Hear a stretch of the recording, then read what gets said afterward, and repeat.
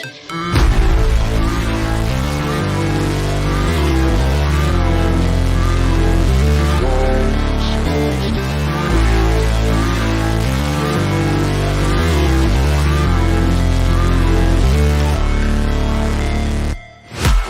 break, always fight, never quit, do it right, play the game, win it life, have no shame, there's no time, feel the pain, live the grind, I could change, in my mind, pick a lane, commit and climb, the only way to win it life.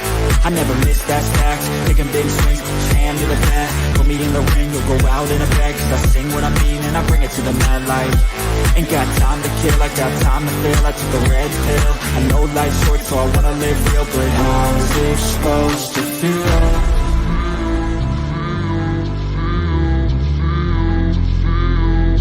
How's it supposed to feel?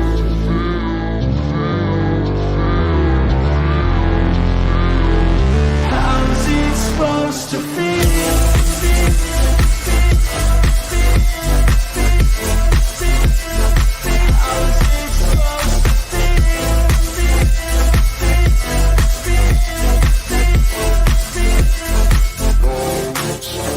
They wanna say my name, but they holding back. They wanna say they hate, but they know it's cap. I ain't play no games, I just do that's fact. And I don't feel no shame, it's a mood you lack. I go crazy, nah, but I ain't lazy. Track after track, I work on this shit daily. Pass me the jack, right as fuel, got me hazy. About to unpack all these things I've been chasing. I've got visions in my head, like memories after death. To be a legend instead of something you can forget. I'm living up every breath, I'd rather lead than be led. I'll fill the seats as I spread with every word that I've said.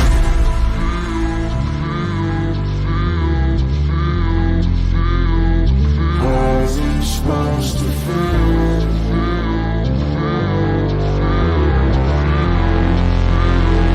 How's it supposed to feel?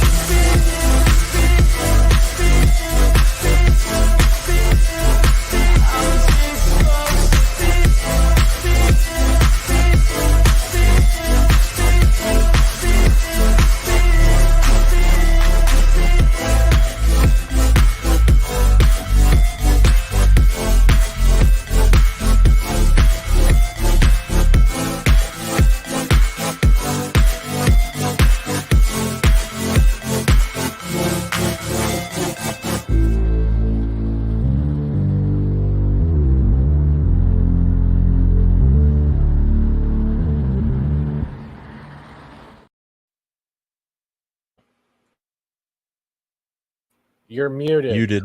Culture, you're muted. You just did a whole mime session. Fantastic. Greetings, ladies and gentlemen, and everybody in between. We have an amazing packed show. It's not going to be 3 hours long. Yeah, we're not going for 3 or 4 hours tonight. So just hang on to your hats. We're going to breeze through some subjects that are near and dear to my heart, or at least are the most, interesting in the news right now. But let's start off by introducing all of the amazing panelists that I have on my show as we add more as they all roll in from the other places they were, which, like I said, if I could have, I would have stopped by Tom's, but I had to wolf down some food. So just next to me, the amazing man of Canada is CC Karaoke. How are you this evening? Wow. Yeah, doing all right. One of the 2 ski resorts next door is closing today, so that's you can see behind me. It's also snowing, a ton of powder up there, and I'm like, wow, that's well, crazy. That's always that one day of the year. It's like you had to close the mountain today, didn't you? That's funny. That's funny, but you gotta love it up where in the beautiful country you're in right now. It's got to be absolutely gorgeous, and it's still light there, which is insane. Yeah, so this is nothing. In the summer, I spend the summers up in the glaciers, and it's light until midnight. So you'll see that insane. Come July. That is insane. But thank you so very much for being here, my friend. I can't wait to see what you have to say on some of these the subjects we're going to talk about. Immediately next to the wonderful CC Karaoke is our one and only Elegant Smoker. It is Brahma Bull. How are you this evening, sir? Doing good. Had a good weekend. Ready to good. End our weekends how we always do over here on Sunday Night Culture. That's right. Late night show. Yeah, which is not so late right now. but it's No, usually more. It's it more really later. doesn't feel late when we do this. Now because we changed this, because the time changed. In like I'm like one of those guys. I've never like want to change the time for everybody. So it is what it is. What a jerk. I am a jerk. I'm a terrible person. Speaking of being a terrible person, and another amazing. Hi, Jason. Hi.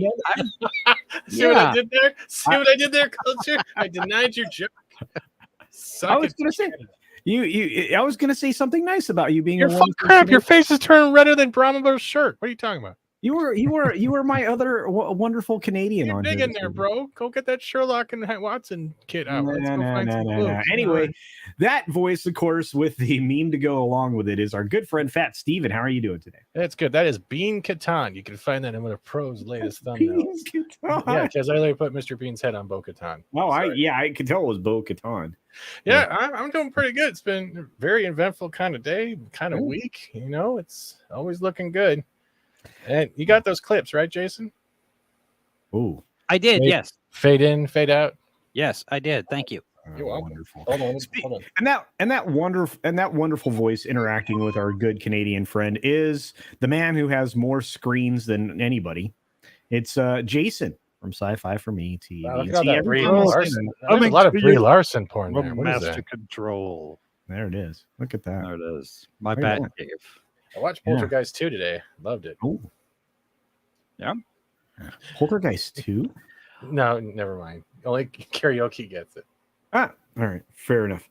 All right. Well, I put some new stuff in the garden. good. Marijuana? No, actually, I Heroin. put new PVC over the rebar for the grape, Nice. the grapes. Nice. Do those grape? Is that the grapes of wrath? One of Oh. these days, maybe I'm gonna put one specifically in there for YouTube. Okay, fair enough. Yeah. I'm looking forward to that. I can't wait to see what you get. You're accomplishing quite a bit on your property. You don't have a neighbor named Gilbert, do you? I do not. No. Good, because you'll never have to worry about Gilbert eating your grapes. Oh, that's terrible. All right. So now that we've gotten through the introductions of those who are here, and we know they're more on the way as usual, I just want to acknowledge our first super of the evening, which was a super sticker from our good friend Darius Munchausen. And of course, it is a box of popcorn. Now, normally he would get like the $2 or the cute little thing, but I have a new one. Or I have several new ones.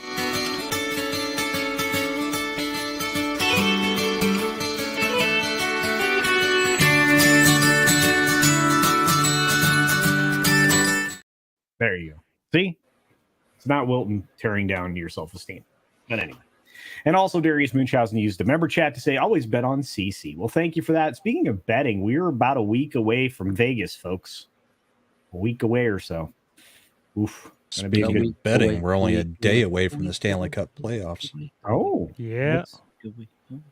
What's the Stanley Cup playoffs? You talked about them for a few hours last night. That's right. Well, I talked about betting on them, but yeah. Yeah. Anyway, we've got some subjects. I want to get to them right away. A lot of people are headed for Vegas. I see Andrew's going to be there. A few other folks. It's fantastic. Floral from Under a Rock and Punk Waddle and the whole crew are helping me out. We've got some coming from, of course, our very own puppet, Snow Dub. We're going to be getting Jolly Ones and a few other of the amazing creatures from that community as well. So all of the Cotton Connection is participating in my super chats, which I appreciate because I appreciate you and the super chats and super stickers that you sent. So you guys are wonderful. Speaking of which, I want to talk about this. Well, the movies had a rough weekend. No, they didn't. Mario kicked ass. What are you talking about? Okay, you're 100% right. In fact, let's start 700 there. million, bro. 700 million. It's fine. It didn't. If that's bad, someone better tell Top Gun they failed.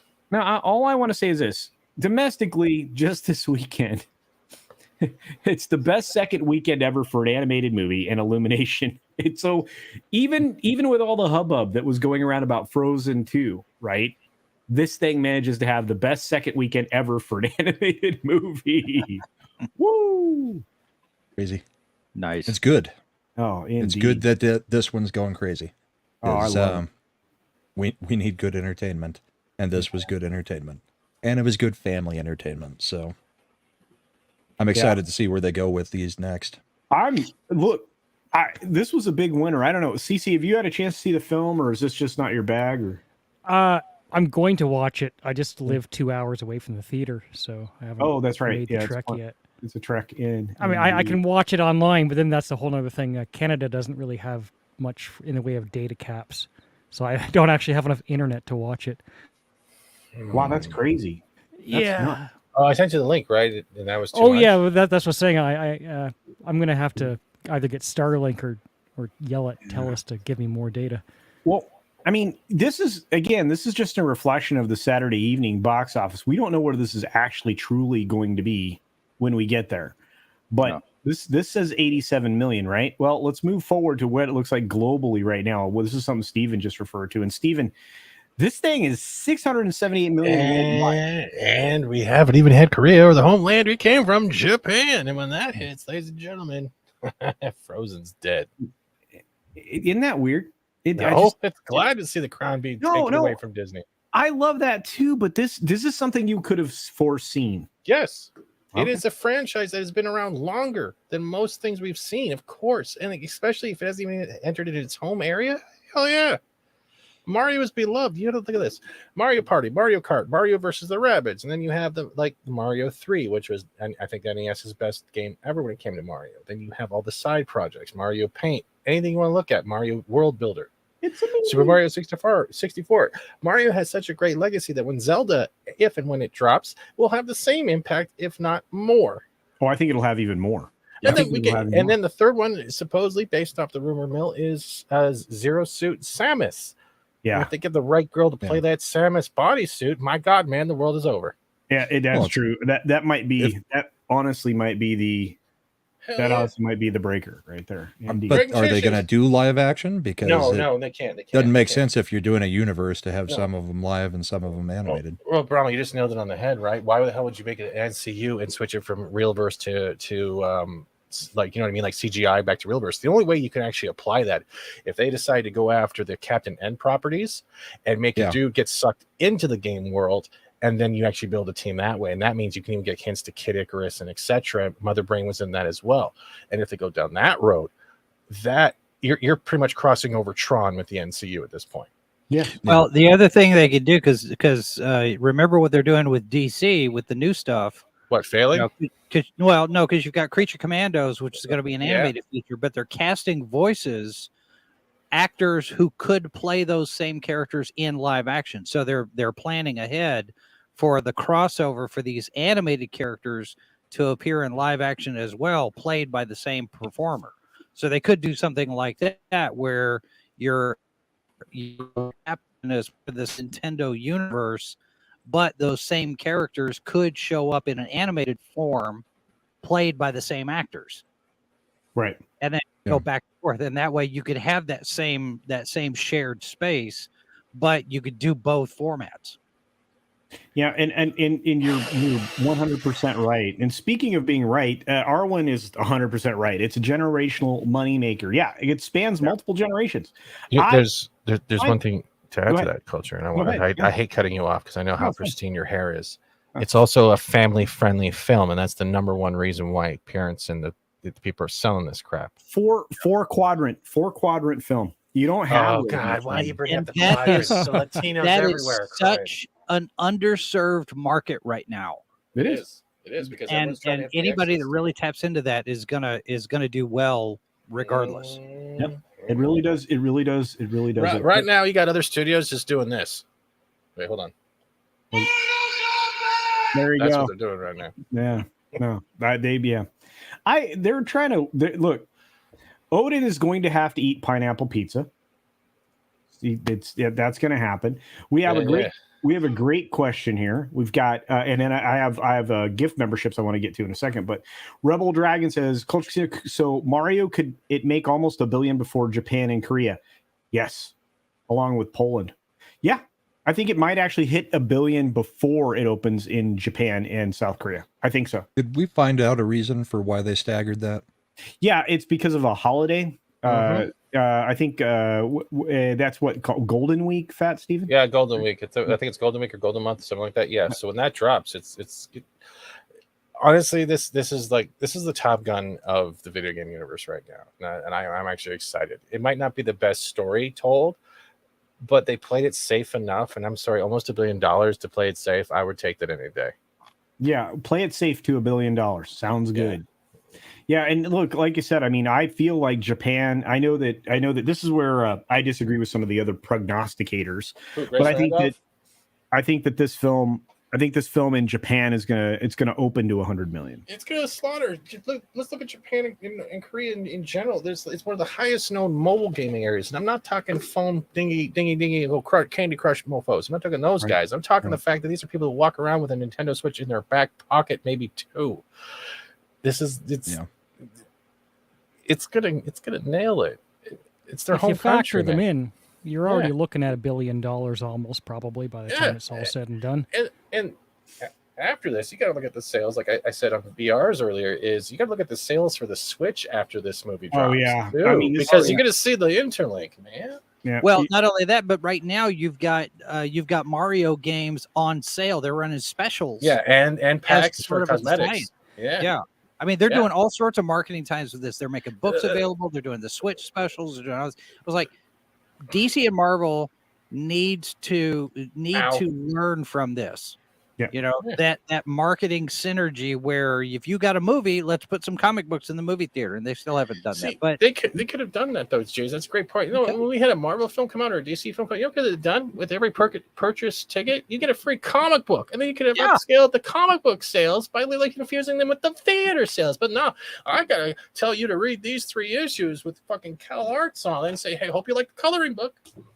At least the trailers now are putting recommended reading on the back end of the trailer. I mean, they're at least doing that much. It's not a lot. Yeah, it's not. But it does give us an education. Okay, read these to get this story. So they're giving us a hint at what some of the movies are going to be about. But they could even do that better. The thing with this way, instead of like having like movie trivia when you're waiting for the film to start, what you literally do is have a digital comic play for like that. Actually, is a prologue to the movie you're going to watch. I like that idea.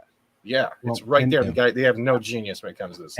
And so do I. We're going to take a break here. We're going to jump back into that conversation in just a second. But no, I want to get to this. Tripping Orc, who's been a member for a couple of months now, gifted 5 Culture Casino memberships. Thank you for that. That's very generous. I appreciate it. I know all the new green names in the chat appreciate that. They're green with envy. And for that, you get a brand new super chat.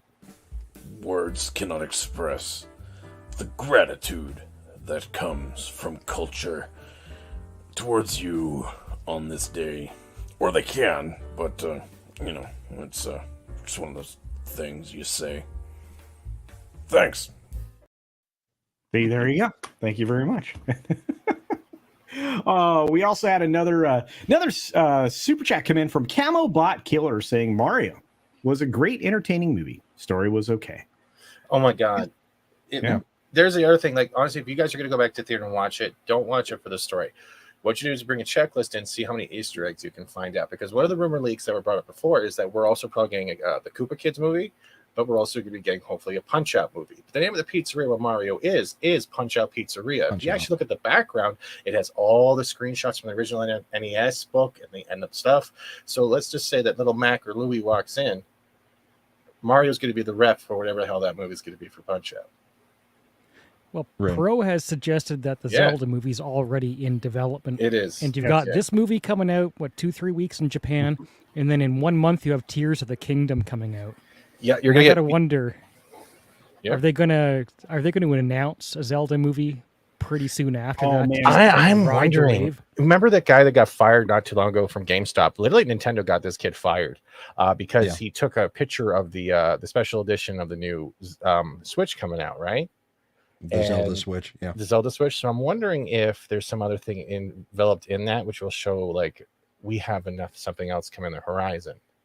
Oh, even a little tease would be huge. And that's a good way to follow it, though. If let's say 4 years down the line they're starting to announce a new Samus project, a new Metroid project, right, or even a remastered collection, it would fall suit after Zelda drop, the Samus drop.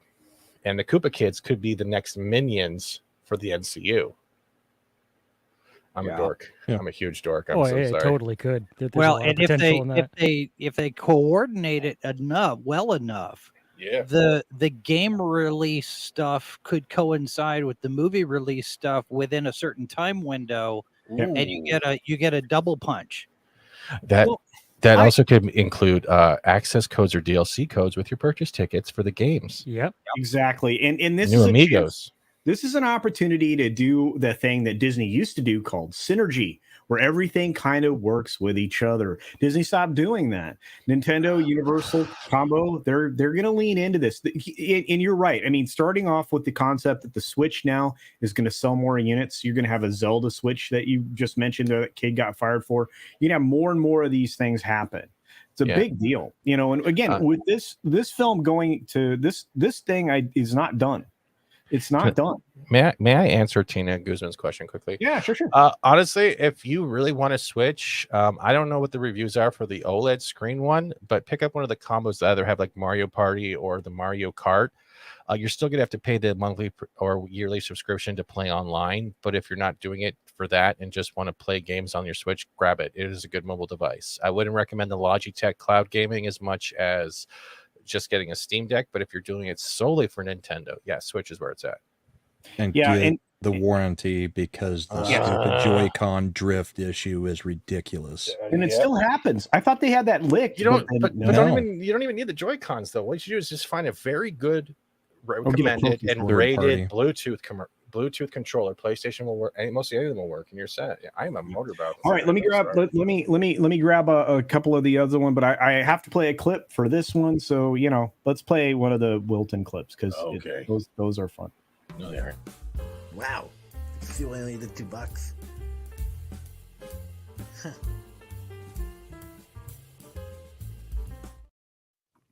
Every time I see that thanks anyway, I see it spelled wrong and I think Amway. Yeah. Amway. It's fantastic. I love it. Leave Wilton Thanks, alone. Amway. Speaking of somebody that's amazing, here's a wonderful wrench, the master of mods, the mensch of wrenches, and a good friend of mine, Isn't it his Eric birthday? K.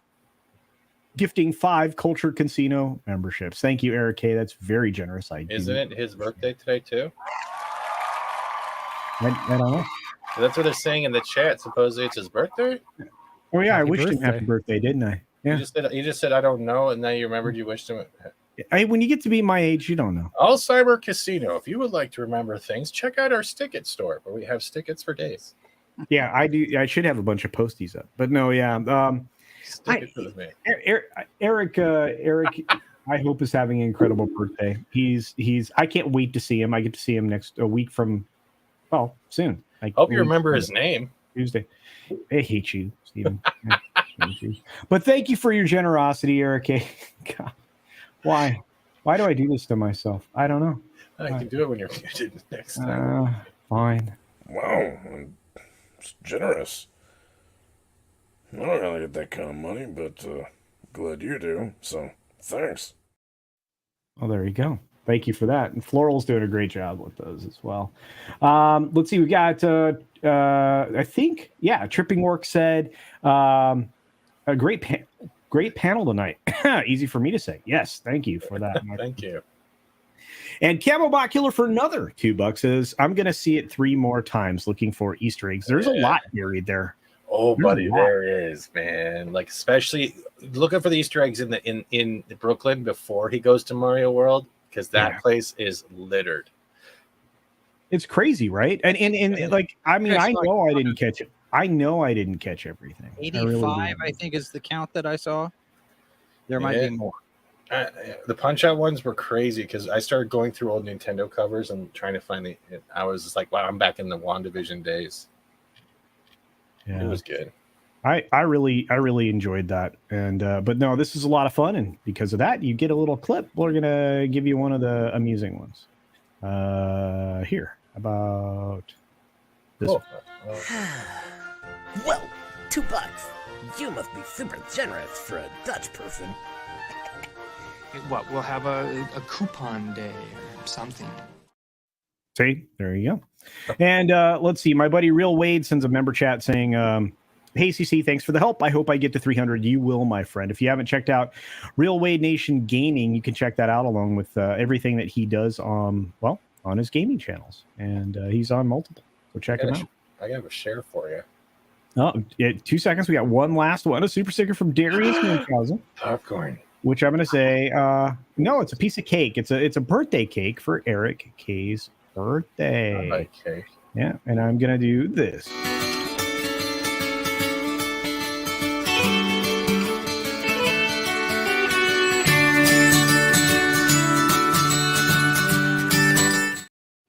And there's the great Eric K.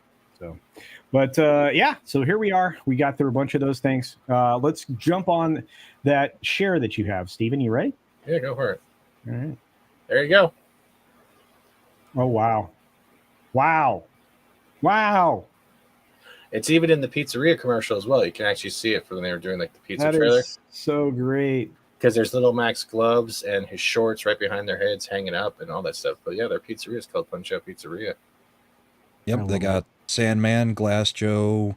Mm-hmm. Looks like I can't tell if that's Piston Honda up in the upper right or Glass Joe. Looks like Von Kaiser on the lower left. That means Mike Tyson was also in this game too, remember? So imagine if they got Mike Tyson to voice over. No, it's going to be Mr. Dream because they don't own the rights to Tyson.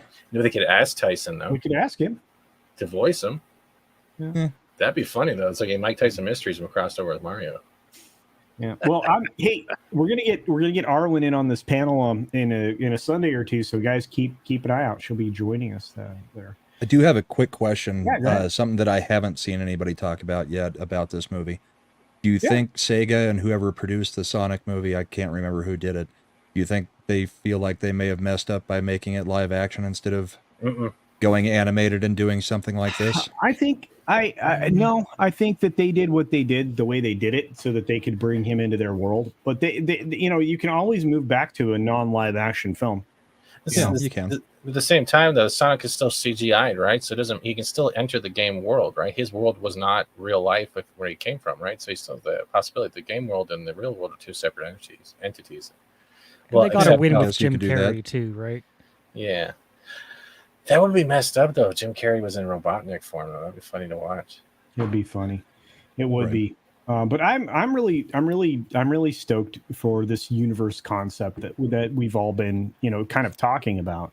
And I feel like the fact that this film that we're talking about now had just like no fall off. I mean, 28% fall off in its overseas frame, and in a 41% fall off here domestically. 41, I think. And a 28% was probably likely either way because of it opened on a holiday weekend.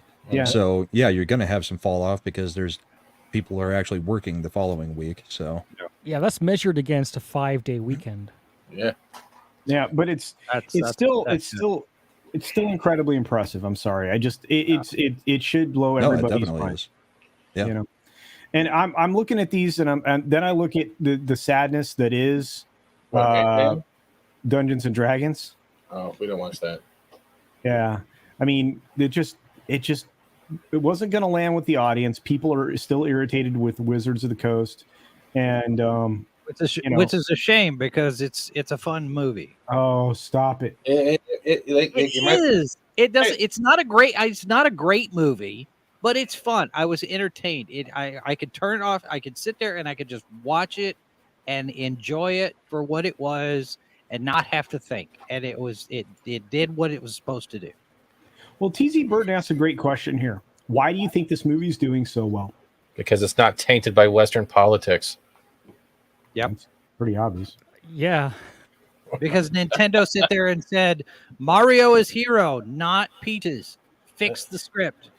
And more or less, it was like, okay, you nut jobs want to do a Mario movie. Well, we're gonna share it with you. We're not gonna let you control the rights. Yeah. It's the right kind of movie at the right time. It's what people are thirsting for. We've been getting spoiled though, because if we look at it, we've gotten John Wick, we've had Top Gun, we got Hogwarts Legacy, then Atomic Heart. So that's iffy for some people. We have other games on the horizon like Final Fantasy. And then we get the Mario thing. So we are getting spoiled, and it's not by the main people we're used to. And I think that's the magic of it, because look at Dungeons and Dragons. Even if that was a good movie, because I haven't seen it, I can't say it's not otherwise. But it's tainted the way Disney has tainted other properties. Wizards of the Coast has done the same crap that Disney is doing, and it's showing in their projected sales. No one wants ideology in their entertainment. That's the whole point of escapism, to get out of the real world sociopaths and not deal with it for 2 hours. Yeah. I look in, and I'm going to say this, and I'm going to get to this one right away because it's right in this wheelhouse. Eric K for $5 says the D&D movie killed itself with the emasculated men comment. After that, many would have given it a chance, said no thank you. That sounds familiar to something else we're going to talk about here real soon. It just happened to the biggest brand in adult beverages in the United Dick Light. Well, we'll get there. We'll get there. But no, I think you're right. I think this really did contribute to its downfall. People are tired of political garbage and all of these other tropes that are being utilized by Hollywood now. Culture, can I ask a question? Or anyone here on the panel? Can you imagine opening a can of Bud Light and it screams pronouns at you before you take a sip? Maybe. Can you imagine that? That would be interesting. Hey, Darcy says that the mead raid is coming. All right. That's good. Nice. Ready to buckle down. Yeah, and Liger fan says he enjoyed D&D. So there's a lot of people on your train there, Jason. Enjoyed D&D. Wizards of the Coast's idiocy did it no favors. Yes. Agreed. Well, and I think the other thing too is the whole emasculated men comment was stupid. Yes, but I don't think they did it as much as everybody assumes that they did. But also, you've got the fact that in the credits, Wizards of the Coast is not mentioned anywhere. Yeah, because in the end credits it says based on Hasbro's Dungeons and Dragons. Yes, they don't acknowledge WotC at all. Yeah, and I thought that was very, very interesting. I think that's telling, and they have to do it that way. Do you know why? Because I figured it was an ownership rights thing. So that and they're trying to sell E1. They've been trying to sell E1 for almost 2 years now. Yeah, but what does that have to do with WotC? It doesn't, but they want to market these as like the bigger company, and they want to keep all the IP tied up for toys and all the other stuff. All the but games. Hasbro has their own BS when you look at them attached to Star Wars. How's that Reva lightsaber go? Oh, sorry, too soon. Yeah, it's not going well. But just so it's clear, Larry is here. A name so nice, you say it twice. It's Larry. Oh, Larry. Yeah. And I just want to say thanks again, Eric K. It's your birthday, dude. I should be giving you the gifts, but I appreciate the super chat for $5. And dude, you're gold. So thank you. Yeah, that's really all I got. Thanks for your being kind and supporting the channel. Yeah. Thank you for that. There you go. And I appreciate that very, very much. Gosh, we've got more to get to. We got another super chat just rolled in the door from Parrothead saying late night cuddles brought to you by Brahma's milk. Well, I hope not. But yeah, it is what it is. But thank you, Parrothead, for that. I wish Brahma was here to enjoy that. Maybe I'll hang on to it and play. The cuddles or the milk? Yeah. Here, I've got one for you. Here we go. This one's fun. Wow, it's generous. I don't really get that kind of money, but glad you do. So thanks. There you go. Thanks for that. But I appreciated all the support tonight from those of you with the super chats, those of you gifting memberships and everything else. You are incredible, and I do appreciate it very much. Let's get back on track then. Okay. So, the film that didn't do so good was Renfield, and I don't actually have the story up. I don't think anywhere. I haven't watched that yet. Well, is that the Dracula Nicolas Cage one? Yeah. And I went to the theater. I actually have a review that'll be up tomorrow morning, so check it out, folks. About Renfield. But the interesting thing is, it just got literally slayed at the box office. It did not open well. Obviously, Super Mario Brothers movie scores again with a $87 million weekend domestically, but Renfield made $7.7 million. Time to release a film. with Mario out. Yeah. So yeah. This is just bonkers, right? And I'm gonna say this, and I think I said this during the course of my review, but Nick Cage in this film isn't playing Nick Cage for a change. He's playing Dracula. Yeah, I'm not gonna do any spoilers here. I won't do that. I don't even do it in the review that I did. Is he? We know he's playing Dracula. Is he doing Bela Lugosi's Dracula? No, he's doing his own version, but he's not Nick Caging it up. Yeah. Cool. So I write in the private chat is a yes or no whether or not I should watch it in the private chat. Just momentita, Senderita. Thank you. Is this a drama or a comedy? Or I think it's both. It's a comedy. Okay. Because I mean, Nick Cage in comedy would be Nick Cage, right?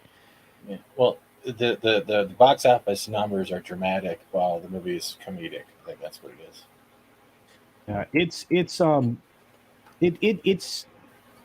It's more comedy than anything else. There's not the gore is overblown on purpose, for that effect. So it's really not. It doesn't fall within the horror the horror framework, right? It's a horror comedy primarily. It's one of those vehicles. Is it trying too hard to be a Dracula film? The way the success of Wally's Wonderland. No. Okay, so what I would say, and again, this is going to shoot a little bit into my review, but I'm going to say this: it is a movie that's there to be dumb fun. Oh, that's good. I like that. So it's more in the vein of Monster Squad than other monster movies. It's kind of like Monster Squad was goofy comedy to a degree, right? But for a recent comparison in live action, I'd say Cocaine Bear is kind of funny, right? And that was marketed it's that as campy a horror film. It's indescribable without giving too much away. But okay. I like you said, I mean, and again, watch the review tomorrow because it'll go into some depth. But I do not give away any spoilers. So, but like you said, I saw the film. I don't think it deserved to suffer a $7.7 million start, though. I think it deserved. Tom didn't seem to think that it was so bad that it deserved that either. Yeah. I mean, and you know what? Tom and I agree more often than not when it comes to films. So there you are. But so Universal... And I did keep the AirPod in, so I did hear the super chat from Parrot Head. So excellent. Thank you. I didn't know you milked. Yeah. Wow. Universal's wacky horror comedy Renfield, which sees Nicolas Cage as Count Dracula. And by the way, Nicholas Hoult, he's brilliant in this. Yeah. I can see why he got the role, and I think he's got a lot of roles in his future too. Yeah, I was surprised, but it opened in 3,300 theaters and only did 7.7 million domestic, kids. That is no bueno. No. Yeah. What was the budget? I honestly don't remember. I don't even know that I looked it up. Hi, everybody. Those of you that just joined us from Midnight's Edge After Dark. Welcome. But yeah, 7.7 million in 3,375 theaters is very weak. It's very weak. Speaking of Midnight's Edge After Dark, my good friend, Mr. Tom Connors. Tom, we're just talking about this film Renfield. Did you get a chance to see it? Yeah, what'd you think? I liked it a lot. Okay. In other words, you don't think that it deserved to make as little as 7.7 I don't million? understand how it made so little, to be honest with you. I had a hard time finding a decent seat for it. Really? I had to go, rummage through 3 theaters till I eventually just settled on the first come, first serve one and got there early. Basically is what I did. And even then it was a fairly filled up screening. So I don't know what the hell is going on. If maybe I was just in a specific area that people were interested in this. I don't know. But I can't believe the rest of the country is not interested at all, because I had fun with it. It's only 90 minutes long. In fact, it was hilarious when we got out of the theater.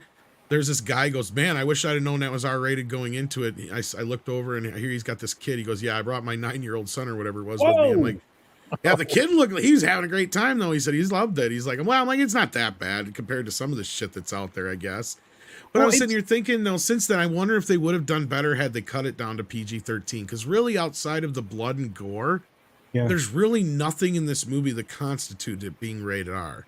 I mean, sure, the murder aspect of but that's the whole thing. Is like the whole point of the movie is Renfield is questioning what he's been doing for Dracula for the last 100+ years, right? Like that's kind of the whole gimmick of the movie. But Well, and again, I mean, I just, and I just explained to the audience when you were rolling over everybody over here for the raid, it didn't deserve to make this little. It's not an extraordinary film. It's dumb fun film. And I loved it a lot. I liked it more than Cocaine Bear. That's what I just said. I likened it to Cocaine Bear, and it was better than Cocaine Bear in my opinion. And it is a little bit better. I think you're right. I agree with you. 100%. I don't think. Here's the thing: if you're a fan of the Dracula film, the Bela Lugosi film, this movie is basically like a sequel to that. It pays loving homage to it. They do not nerf Dracula at all. Nicolas Cage dials it in like crazy. Like he's chewing up more scenery than he is necks in this movie. Oh, I agree with you. I was actually saying that to people. I was like, he is not even Nicolas Cage. Did you see it, Culture? Or... Yeah, I saw it today. Yeah. Okay. Yeah. Well, and my theater was not empty, right? I was going in there expecting to see like 3 people, right? And it's half full. So I don't know how it made so little money. Maybe this will revise up tomorrow. Who knows? But it's very strange. The only thing I could think of is before Valiant went live earlier, I was on the phone with him and I said maybe a bunch of people, like kids, paid to go to see Mario and went to see Renfield. That wouldn't explain you not being able to reserve a seat, though. Renfield. No, exactly. That's the only thing that's against that is that nowadays most theaters are, reserved seating. So that's the only thing that works against that. Yeah. Well, we added another panel member. It would be the toxic man. A toxic man. All I know is Culture is wrong. Whatever his opinion is. Okay.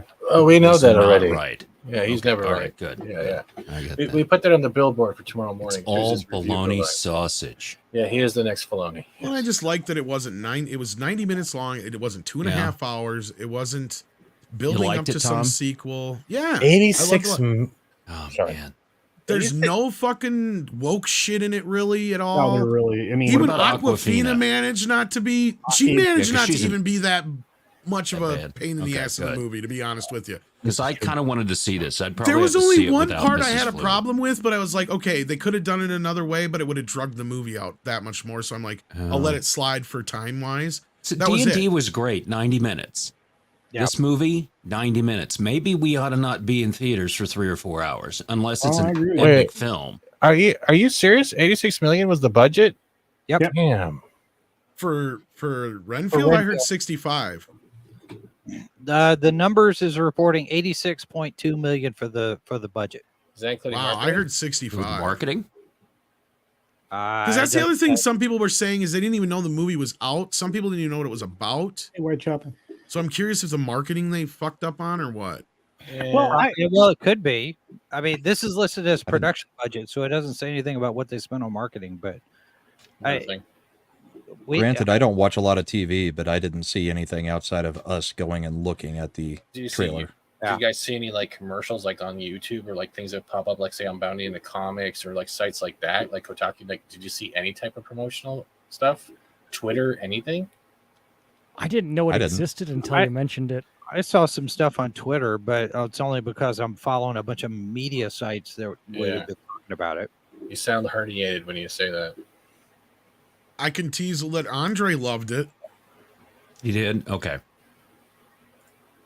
Because, I mean, we're Aquafina and Nicolas Cage. Aquafina, I thought she was good in Ocean's 8. I liked Ocean's 8. It's one of those few movies I can watch multiple times, which is odd. But I thought she was good in that film. But in a lot of other films, she's just annoying as heck. She's pretty straightforward in this. I mean, she's kind of got a shtick to her, but I mean, it's... Because I didn't think the second Jumanji movie, I thought she sunk it. Well, no, like, her characters... She did pretty good? Okay, good. I mean, she's not going for, like, mega laughs either. She knows, like... You can tell she knows her role in the movie, not to put it in a bad way or any way like that, but, like, she knows what she's supposed to be there for. She's there to react. Good. So I think I'm she knows her see humor this is in movie. the reactions. Should we hide the goats from this dude? The sheep are nervous. I heard the goats were. Goats are far too high class. Because I didn't want to like her. Like, I'm spending the first half of the movie. I'm like, oh god, I don't want to see. Yeah, it's Aquafina. I don't want to see her. Yeah, 70s. Why'd you start scratching yourself like an addict when you said the goats are too good for me, man? Well, what's funny is she almost plays against a woke character role, right? Like what she is a she's a cop. Yep.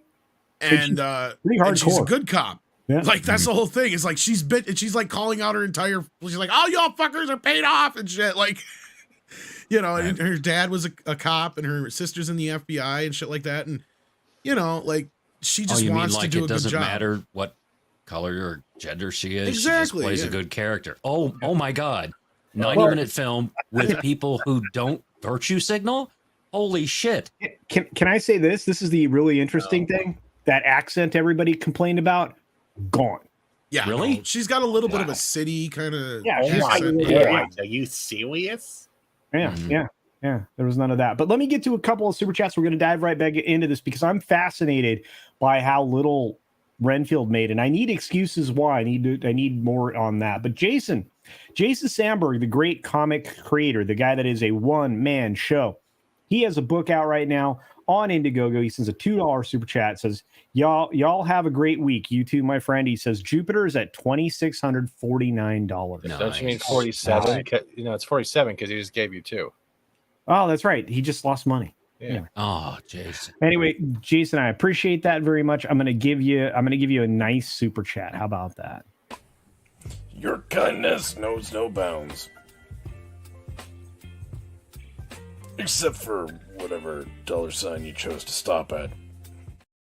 Well, there you go. Then thank you for that, Jason. I appreciate it. Moving on, we got a nice one here from Bruce Lombardo of Dick's Division. Lots of words here. Bruce. The for $10, he says the current crop of movies that we have reminds me of 1989's amazing set of releases after the lackluster 1988 summer. You had so many films that were must-see in 89, Abyss, Indiana Jones 3, etc. There were a lot of films in that year. 89 was pretty busy. 82, 84, and 89 are Yep. the 3 years of the 80s that stick out the most. Especially Batman. 88 though is one of those years that outside of a few exceptions, it was one of the lesser years. 83 was another year that kind of had a lot of I graduated high school in 88, so I kind of sucked up all the awesome. That's what it was. Yeah. Well, one of Culture's favorite movies came out that year, Tom Cruise and Rain Man, of course. Well, Culture's, that's the story of his life. Yeah. Okay, then. Well, yeah, you're the Tom Cruise character. Well, isn't it a Couldn't spin-off say of which one Simple is it. Comics? Oh, yeah, that's right. I see. Simple Comics is one of my favorite films. I'm waiting for the Blu-ray release of that. Are you working? You're on talking that? about Simple Comics 1, Simple Comics 2, or Simple Comics 3? 3's not out yet, is it? Yeah, 3 is out. Oh wow! It's out in the Simple Gobi Comics. Desert. Right. I missed Simple Comics 3. But Simple Comics 4 is being filmed now. Wow. Okay, I'm very On a excited. potato, no less. Yeah, Mhm. Bruce Lombardo sends the $10 super chat. He gets this super thanks.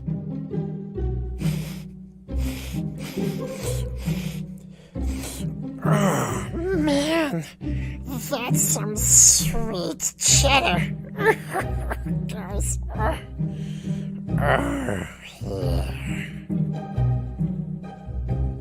I like cheese. I like cheese. You know what too. I remember most about summer of 1989 besides Batman obviously taking over everything? You got your first real 6-string? I was got just my thinking first that. real 6-string. 669. Bought it at the 5 and dime. No. Actually, it was one of the few times I got my dad to go to the theater to see Ghostbusters 2. Wow. That's cool. Yeah, You know what? that was a big year, man. I just realized I graduated in 1987. Oh, My so- oldest child was born in 88. So So there you over the go. top. 87 would have favorite been movie? Beverly Hills Cop 2, I think was Over the biggest movie top, of that year, wasn't it? 87. Over Yeah. the You top. graduated a year before me, Tox? Yeah, yeah. You guys are fucking old. Holy Hey. shit. I graduated in I 98. graduated in 88. Yeah, I This was is like Flu 7 years graduated. old when you guys graduated. I was 10 years into my Air Force service when me- you guys let me- graduated. When I Let say me- I have let me kids put a older little- than most of you, I'm not lying. Let me put a little perspective on this here because Mrs. Boss likes to remind Why is it I'm the one that looks like the like shit compared to the rest of you outside of like what Have the you fuck? seen me? I'm a Steven green is the only glob of one. goo. You look a lot better than I do, Tox. You're a very. I would show my face, but it would ruin your self-esteem there. Tom, That's I what I'm know. saying. You probably would, unfortunately. Those who know my face know what I look like. You Yeah, guys and know I that think no I may green have seen rocks it is once Errol before. Flynn. Right? CC You take that carry risk, off. huh? That's it. That's Mr. Bean on Bo-Katan. That's not my face. It's a dead ringer. For Bo Oh, for man. Bean Katan. So, just for a little perspective, Mrs. Boss likes to remind me that the very first movie that she ever saw in the theater was Star Trek: The Motion Picture, and she was 6 months old. Wow. Evidently, mine was Empire, but yeah. She's 9 years younger than I am, and she likes to remind me of that. Oh, That's wow. rough, man. Old. Holy crap! You guys are making me feel young today. I like it. You like I make guess me feel Empire so or ET was young. supposed to be like one of my first ones, and I don't remember either. The first movie I remember seeing in the theater, and it stuck with me for years, and I could not figure out what the fuck movie it was until one afternoon I happened to see one scene of it on TBS, and it was the cinematic classic Ice Pirates. Oh, I loved Ice Pirates. And the scene that stuck out to me was where that force field comes up and cuts the dude's hand off. I don't remember if that was Ron Perlman or the other guy. I can't remember which, but like There were so many good films. I saw that shot and I'm like, this is the movie. That's the movie. That's the movie I saw. Wall I Street think was the- my 4 favorite years film old. of I '87. think the first movie I remember seeing in the theater was, I think, maybe Peter Pan and the Dollar Theater. Yeah. Really? I think mine was Aladdin. I saw Maybe- 101 Dalmatians when I was 5, I think. 85 was that when they released that, I think. Yeah. Bed Knobs and Broomsticks was the first one I saw. Angela I remember Lansbury. seeing Bed Knobs Nice. and Broomsticks, yeah. The first one I remember was The Black Cauldron. The Black That's a good one. Oh, that's a That good was one. 85, so I was about 4 or 5 years old. That's a good Y'all one. are The so only reason why I remember Aladdin is because that one joke with Jim Carrey with Robin Williams going, "Remember, be yourself," and I was eating popcorn and almost choked to death because it was so funny. That's the only reason why I remember that, because all you hear is me coughing 5 minutes afterwards, going, "Someone get down some water." Fucking dying. My dad took me to a film in '74, and I was looking at to try and figure out which one it was. The number one film of that year was Blazing Saddles, so I don't figure it was that. Well, there's a lot of lost films from the 70s. '74, Blazing Saddles, Towering Inferno, Dirty The Trial Harry, of Billy Jack. probably. Well, the reason I say it Young is because it may not Frankenstein, even be a Earthquake. movie that you remember, because there's a lot of movies Yeah. that were just lost that people don't remember. Oh yeah, from yeah. that era. My parents went when they were younger in the '50s. My mother would go with my grandmother every night and weekends, and they saw just tons of films. And a lot of things that they saw were serial radio programs that were made into serial bits they'd show in the movies. So it was like streaming of the day. You'd have a Right. 30-minute of this of Lone Ranger and a 30-minute of this of the Phantom, something like But, that. but a And lot then of only that the was big moves at the end. a lot of that was so cool, right? Like it was like a mini movie. Oh, before yeah. you- yeah. Well, that's I've what I been love listening about to that old time radio horror show thing that Doomcock has friends with, and Yeah, they got some cool shit on there. Oh, they have all the Basil Rathbone, Nigel Bruce, Sherlock Well, Holmes radio shows. I've been I listening. just to those. got Casablanca on 4K and on the Blu-ray Oh. disc. I was like, holy shit! I wish they would do this more often. They went and took on the That'd be Blu-ray disc. You can watch the movie like it was a night at the movies, and you go in. It's got a newsreel on it. It's got a couple of shorts. It's got a couple of Looney Tunes cartoons, and then the movie starts. cool. So it's like a I had- whole night at the movies. Like they should do that That more would be often. awesome. I had no idea Gone in 60 Seconds was a remake. Absolutely Yeah. no idea. Yeah. Wow. That's what I gotta watch again now. Yeah, The I original had, one's kind of weird compared to the remake. compared to but the one they like, did. Yeah, Nick no, I Cage watched did the really remake. well now. You talk about the radio shows. I had conjunctivitis one summer, and had to keep my Great story, eyes Jason. shut. Thanks very much. And, you know, my dad went and found a bunch of radio shows at the yeah. library, and one of them I'll never If he forget. does Dallas, the audio The book. thing that cries in the night. It was Tony Randall. I want to say it was a suspense. It was an episode of Suspense, but it was fascinating listening to that murder mystery type of thing. I'm like, wow, all had radio them. really Oh, radio was a big thing. I think that's one of the things, one of the reasons why I got into radio when I was in college, is because of that stuff. Yeah, me too. Because they were doing Well- that stuff in the weekends, and Pipper McGee and Molly Burns and Allen.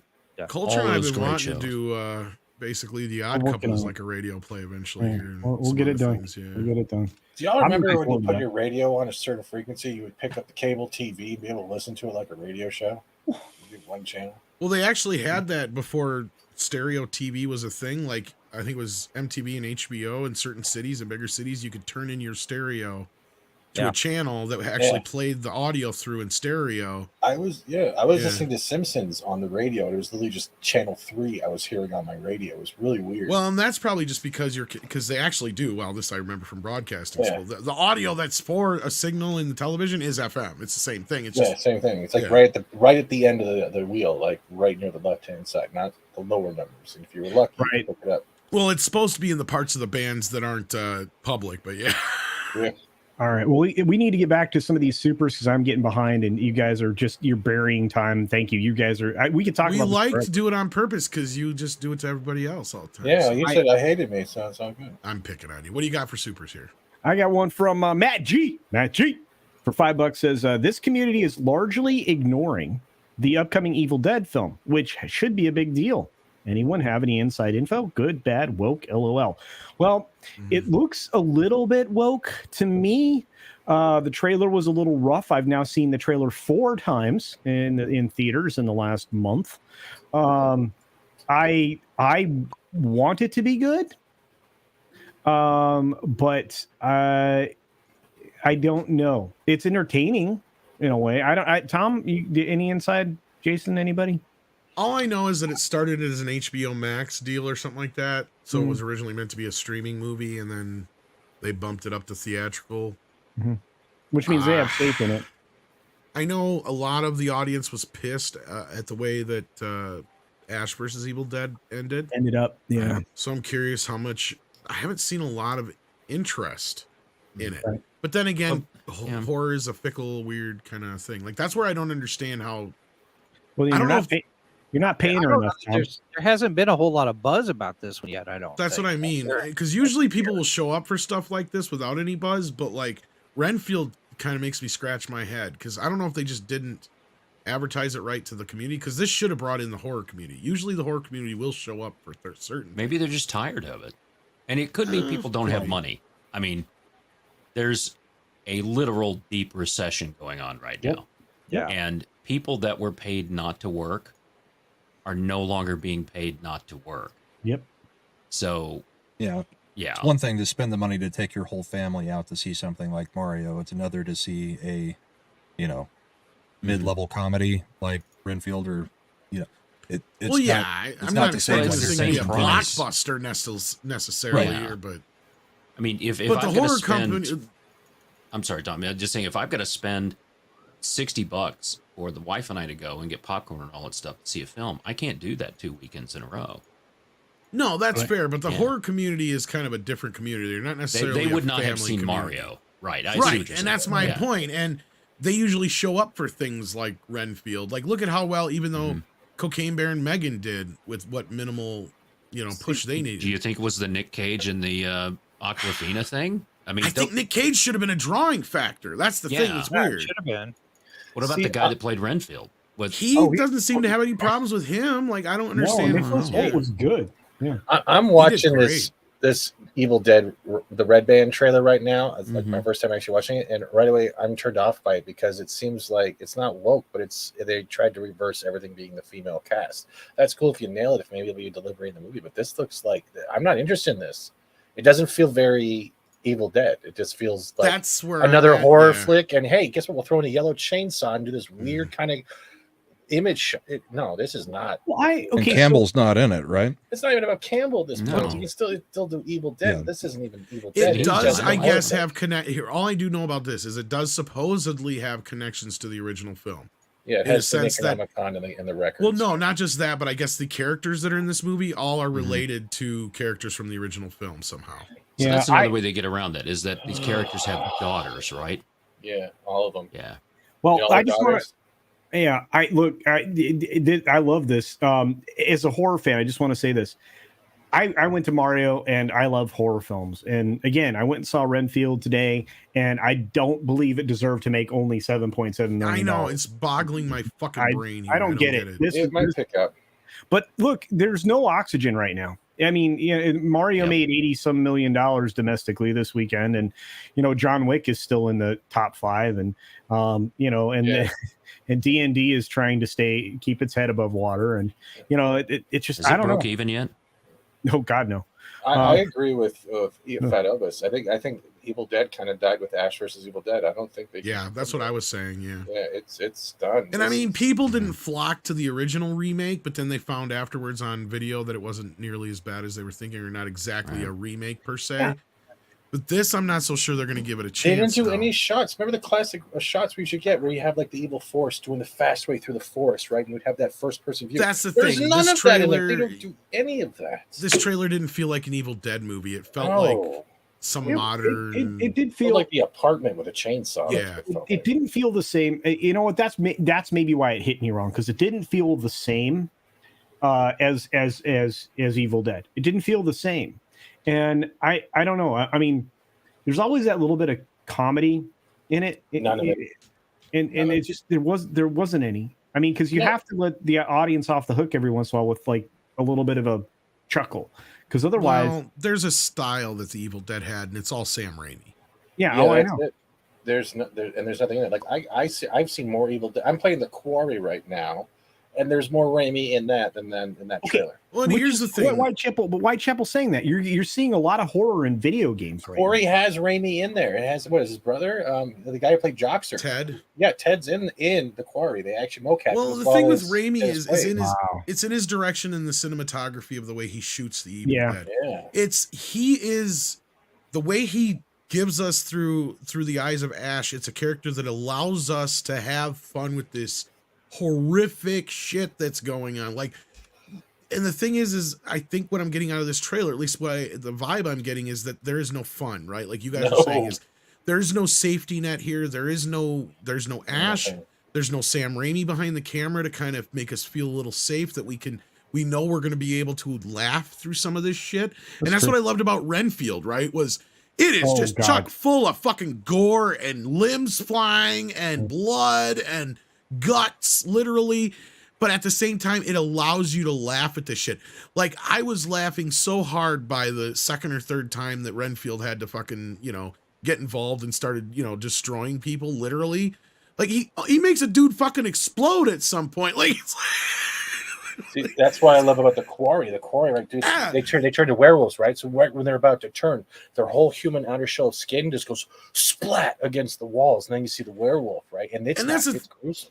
That's the thing I loved about Renfield. Maybe it's in the advertising, because I feel like the trailer does do a good job of selling you what the movie is, but I think it missed the opportunity of also they should have done another campaign where it did show that, yes, this is a comedy, but it also isn't nerfing Dracula, right? Mm-hmm. Like this, they make Nicolas Cage's version of Dracula is basically like, yeah, you saw the movie Dracula with Bela Lugosi, but this is the real guy.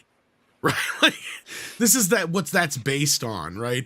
And Renfield, like the whole thing, like the moment that Nicholas Hoult did the little thing, I was like, I'm on board with this. Like, I get it. I know what they're doing here. This is amazing, and that pays loving homage to horror. I don't get any homage in this trailer for like. Look, I'm a big and it's good to see you, Stunt Brad. I hope you're not really leaving. But what did I do now? I don't know. I all I know is that I like good horror films. I appreciate all the time it takes to put it together, especially with practical effects, which, to be fair, this Renfield film had plenty of practical in it, which some of the makeup on Nicolas Cage is amazing. Wow, it was amazing. Maybe it'll become one of those cult classics. There's always that opportunity, and guess what? When things die down, Renfield's still in there. Like, so let's say Mario starts teetering off, more people might go see Renfield because they get sick of seeing Mario over and over. And I mean, I'm willing to accept that I'm wrong, and this movie is actually bad, and it's like Morbius, but Cultures liked it. He saw it. Andre loved it as much as I did. I have not yet. I think Brahma, you said you saw it and liked it. I have not met anybody yet who's seen it who hasn't liked it. That's the weird thing. All I'm going to say about it is this, and I say this during my review that goes up tomorrow.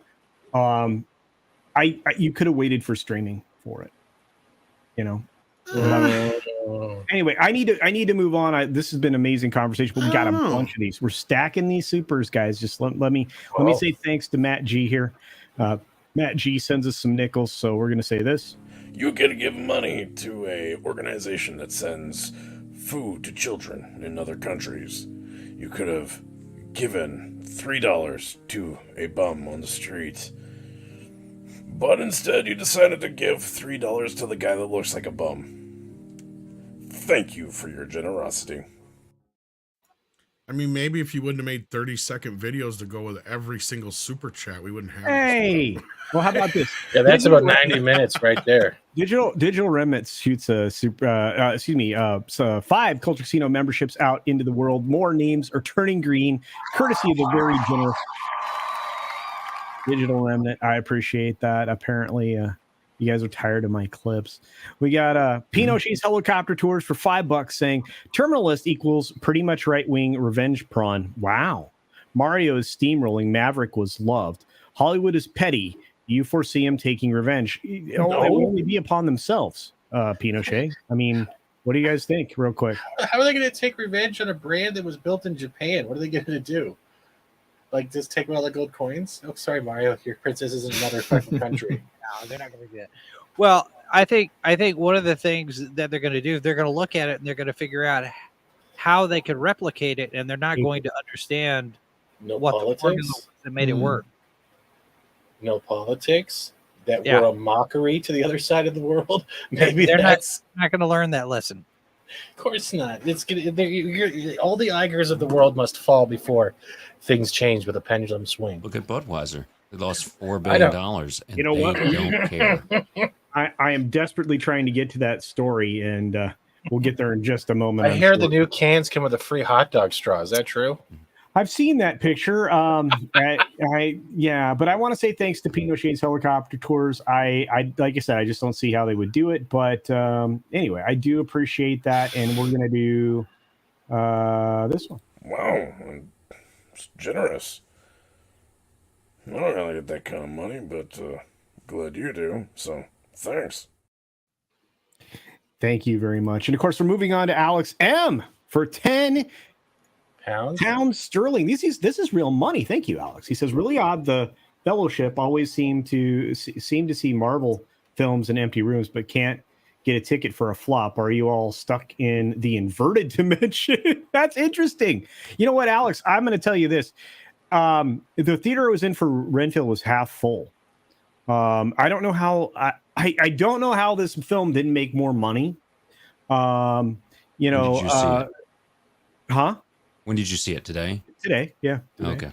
Yeah, and what's interesting is there were less people in the D&D film that I went and saw. I mean, so I don't know.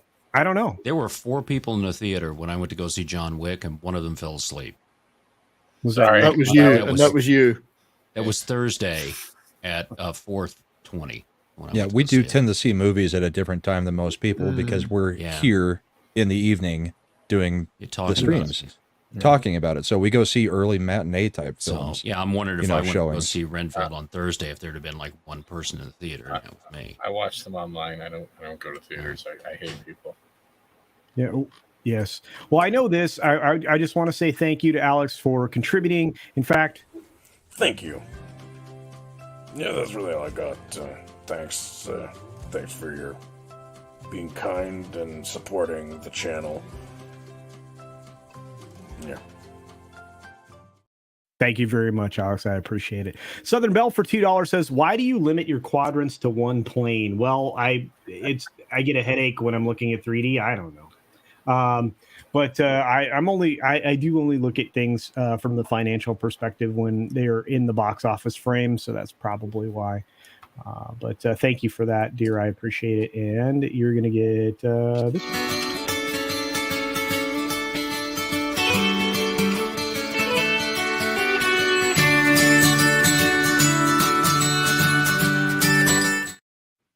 And we get to this amazing generosity from Tender Warrior 68, gifted 20 Culture Casino memberships. Holy cow. Well, ladies and gentlemen that just turned green in the chat, thank you for joining us. I do appreciate that. And Tender Warrior 68, that's incredibly generous. Thank you so very much. One big clip. This one is special. What did you say? Another fucking clip? Jesus. I see you have money. Want to take me on a date?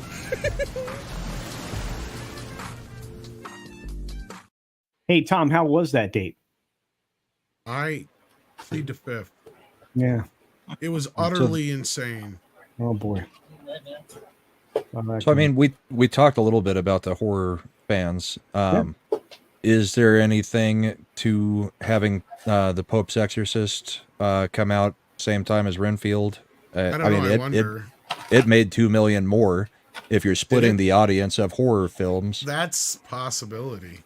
Because Andre went and Maybe seen that one today. jumps up next week because people went and saw, the Pope's Exorcist today. I didn't even think of that. Or this Brahma. weekend. And I really think that the numbers are going to pop. I think you're right because I know the Pope's Exorcist. I know that those there were a lot of people. And that's probably more of a true horror film. Yeah. So It is, but oh shit. Well, it's also going to draw more normies because of who the star is, as opposed to Nick Cage. Well, and I know Well, I Monkey think- Jeebus. Oh, go ahead, sorry, bro. Well, I think we also had a third horror movie come out in the last week. What's the conservative one that was coming out? Nefarious. Didn't it just hit theaters as well? So I mean, if you've got 3 horror movies out at the exact same time, that's going to affect some of it, I think. That's true, Brahma. And I know Monkey Jeebus said he didn't care for it in the chat, but he didn't say why. But I didn't see. He hates everything. Well, I know he does hate everything. Well, and and real quick, I want to get to this question we just for a couple of seconds, and then we're going to get to another super real quick. But Brian Barth asks, which directors do you think make perfect films? Tarantino. Yeah, Tarantino Porn. probably. Who? Eyes Wide Shut. Porn. Kubrick. Back to the Future. Robert Perfect films. The guy who does Bone Tomahawk and those movies. I've enjoyed every one of them. Fifth Element, Screamers. The Coen brothers. We mentioned them on Midnight's Edge recently. Coen brothers. Where have they consistently been? good. Nobody says Uwe Boll. Mel Brooks beats all of them. Dude, that was such a Dude, great- where's my car? Did you catch that? Did you catch that interview? Did you catch that? I didn't see it. Oh man, dude, I challenge people to box, man. Just kick their booty. I knew about that. Yeah, I had Yeah. seen that one. So But, funny. guys, Well, he kicked the shit out of that one critic we were talking about last week. Yeah, Wait, exactly. wait. Yeah. he keeps getting work. He keeps making movies, so somebody's watching them. Yeah, I mean, perfect films are hard to do more than once in your career. I think Zemeckis is a good choice. Chris Columbus does really good films. There's not a lot of them, man. There's just not. Consistency is important. Scorsese's They're good, not but he's always be had some perfect. stinkers. Had some Coppola's stinkers. good, but he's had some stinkers. Spielberg's Spielberg had- was almost untouchable up to a point, and And then, then Well, I tell you, Chris Columbus, it was the perfect fit for Captain America. No, wait, he Too didn't. bad do he that didn't one. do That it. was No, that, that was was, no, that wasn't him. Chris Columbus.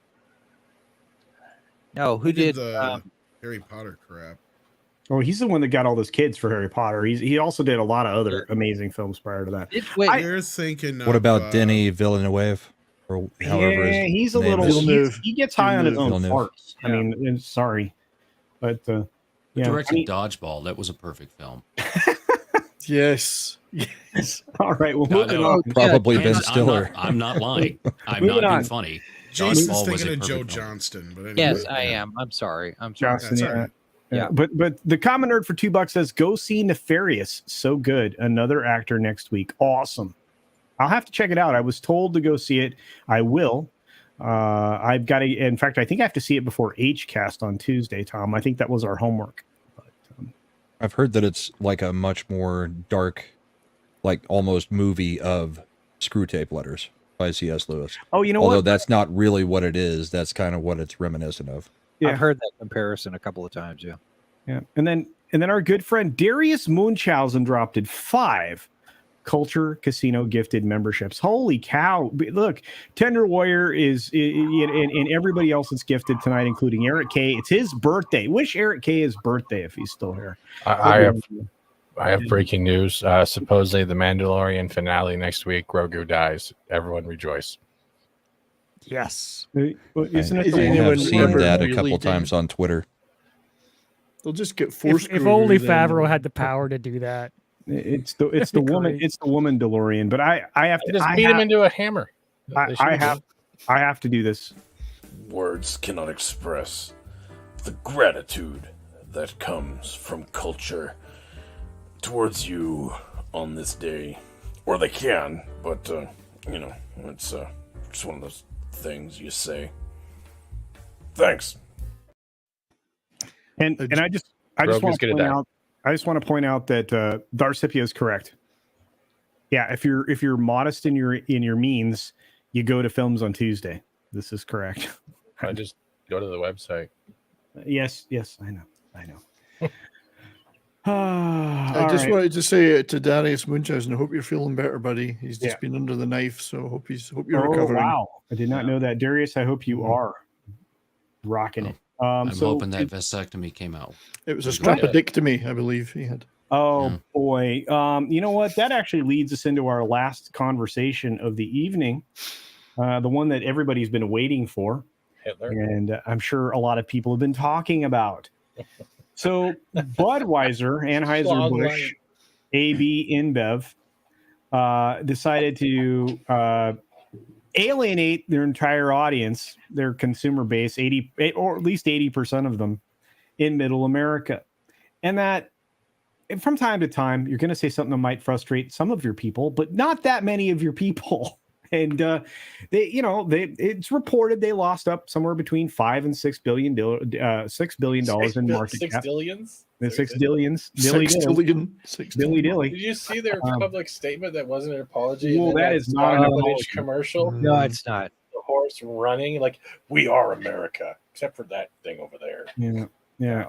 Gillette to Budweiser, hold my beer, and that's exactly what they did. Now too, and Lego now as well. So the response, because they needed a media response, not just a fake apology, non-apology apology, was to pump out a commercial that that's not the same horse. Tried to appeal to Middle America, to the heartland. America. By dressing a horse up pink. Yeah. Yes. No, that shot's not part of the commercial. Yeah, it's pink area. Okay. Yeah, and we are. That's Dylan Mulvaney without the makeup. I keep thinking that I've seen this one before. It could be Mandela effect, but I want to say that I've seen this video that they put out. I've seen this before. This is not new. Nope. Well, isn't it a bunch of clips that you had seen in previous commercials, maybe? Yeah, but I want to say that whole running across the country with the Clydesdale. I was thinking that's from previous years. That's from 2 or 3 years. Football. Well, and I was saying this earlier on our show. Like, did they even really officially have anything going on with Dylan? Or was that something that Dylan leaked out, just like Dylan leaked out the Tampax shit? So I don't know if you guys caught that too. They confirmed it.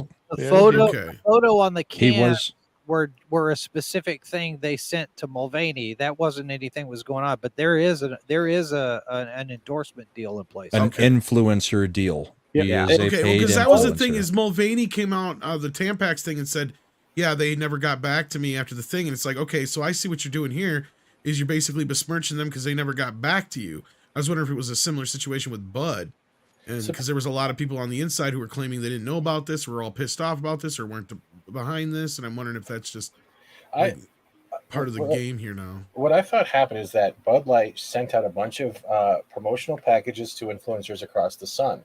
Mulvaney got one, and then all of a sudden, this is where the shitstorm started. Is that about right?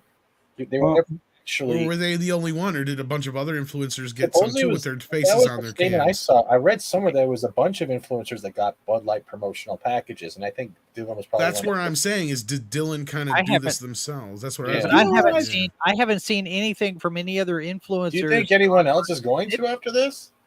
Well, I mean, you would think that they'd be doing it all about the same time, or if there was media coverage about the controversy, that some journalists would sit there and say, "Oh, by the way, Mulvaney wasn't the only one who got these cans. Here's all these others." You're right. Jason's right. You think they would have made a bigger deal about it then? But well, and they specifically said they sent him the can for his 365th day. Yeah, and Delu is right. This is a classic FAFO situation. Yeah. Yeah.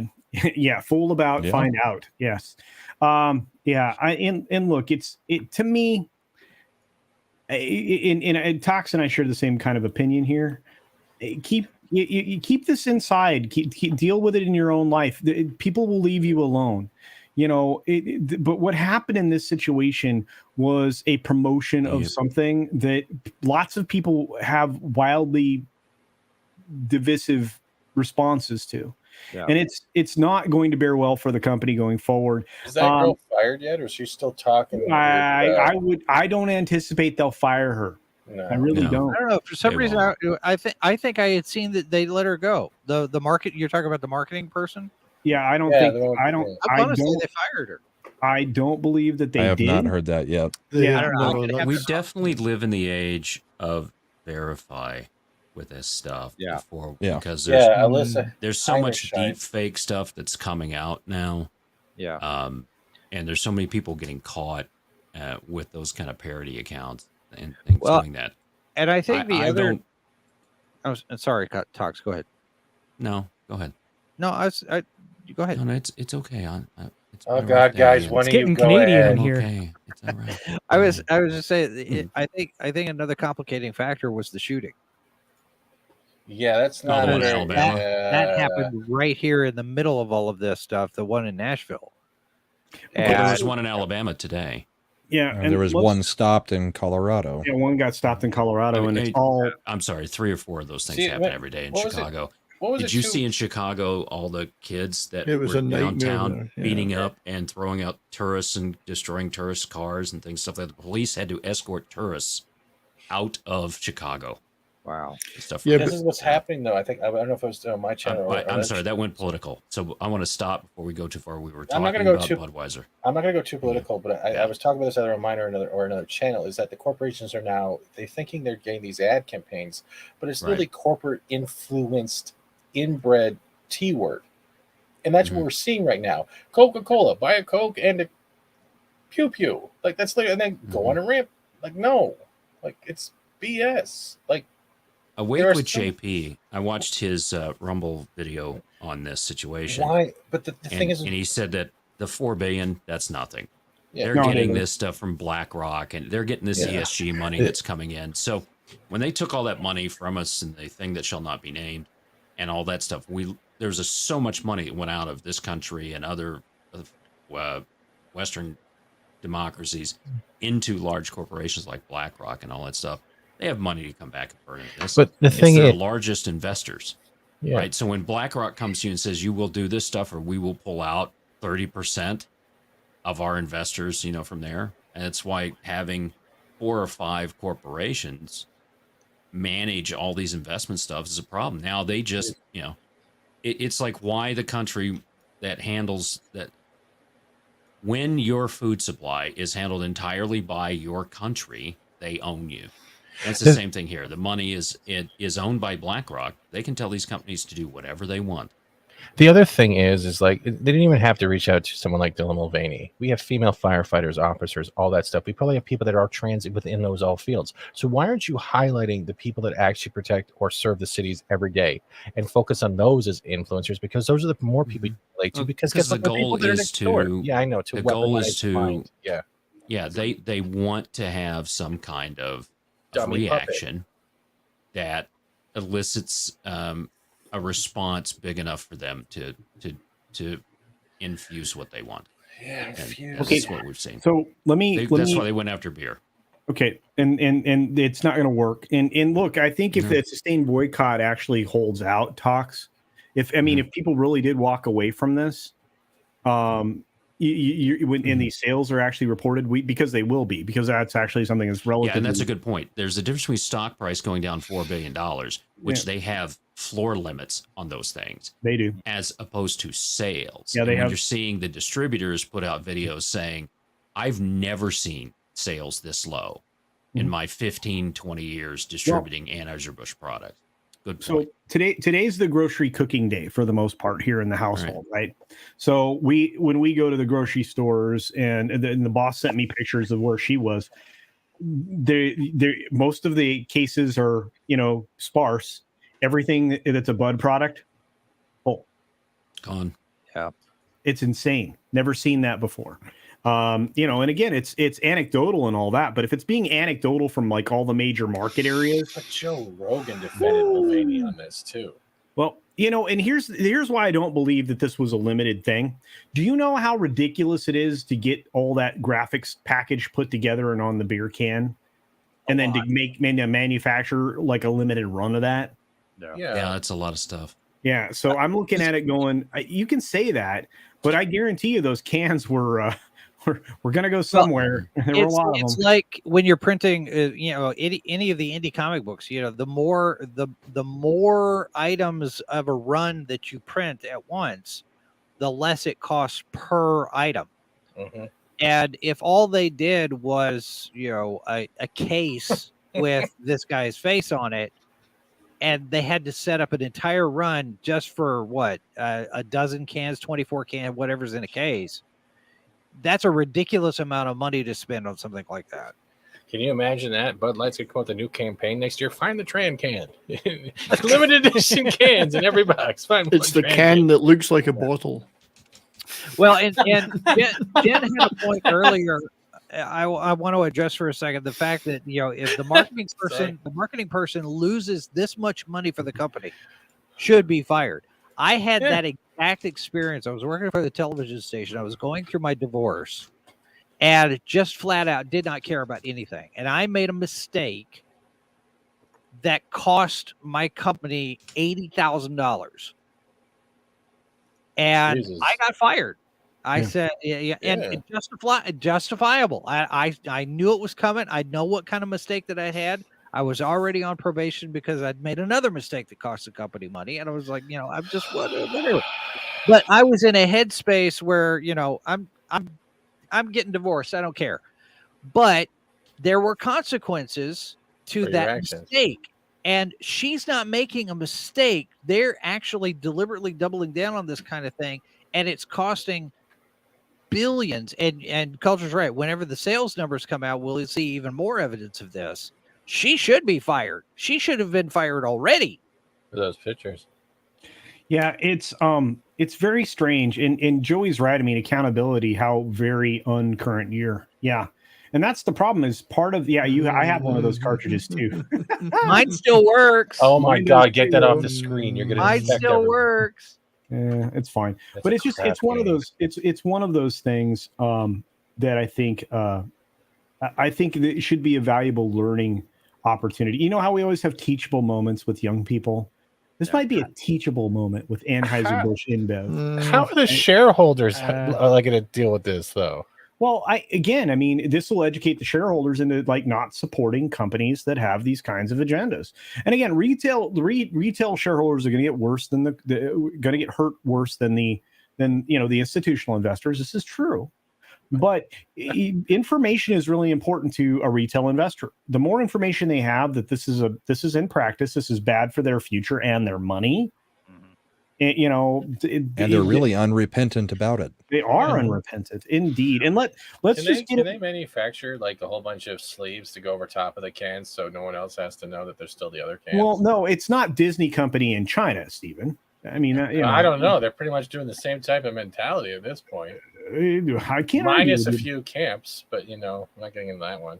But I have to wonder if we had that kind of shareholder activity like we saw at the Disney call here not too long ago, if that kind of thing were to happen at every shareholder call for every publicly traded company, can you imagine what kind of impact that would have? Can you imagine to be a fly on the wall for each one? You'd have live streams for days. I want to be the one for Lego right now. That's where I want to be. I want to see the Legos. What is really though? What really is Disney learned out of this? That Bob Iger can bury skeletons very good. They're doubling down, right? Yeah, they've not learned anything. The ideology is important to them. The ideology is more important than fiduciary. Like sheep. Well, although Bob Iger is now on record and can be held accountable for this for anybody who decides they want to do that, but he's on record saying we have to take parents' concerns into account. We have to be less agenda driven and more entertainment driven. Somebody's got to hold him to that. Oh, I tell you what, the next Proud Family thing that comes out, He better be held his feet to the fire. But Liger fan just gave us a great idea for a commercial, I think. Right here. I think it would work better. I think it would work better as a State Farm commercial, but it's a dude. You know the Jake from State Farm? I'm She Jake. sounds hideous. Yeah, I'm Jake from State Farm. All right. Well, we need to start putting a pin in this, and I got some supers to get to, and I just want to go over Deadline spin on this article because we didn't get to it, and I think it's kind of intriguing. So, hoping to win back the audience that abandoned Bud Light and the other affiliated products in its wake of its endorsement deal with transgender influencer Dylan Mulvaney, Anheuser-Busch has launched a new ad featuring its most iconic image.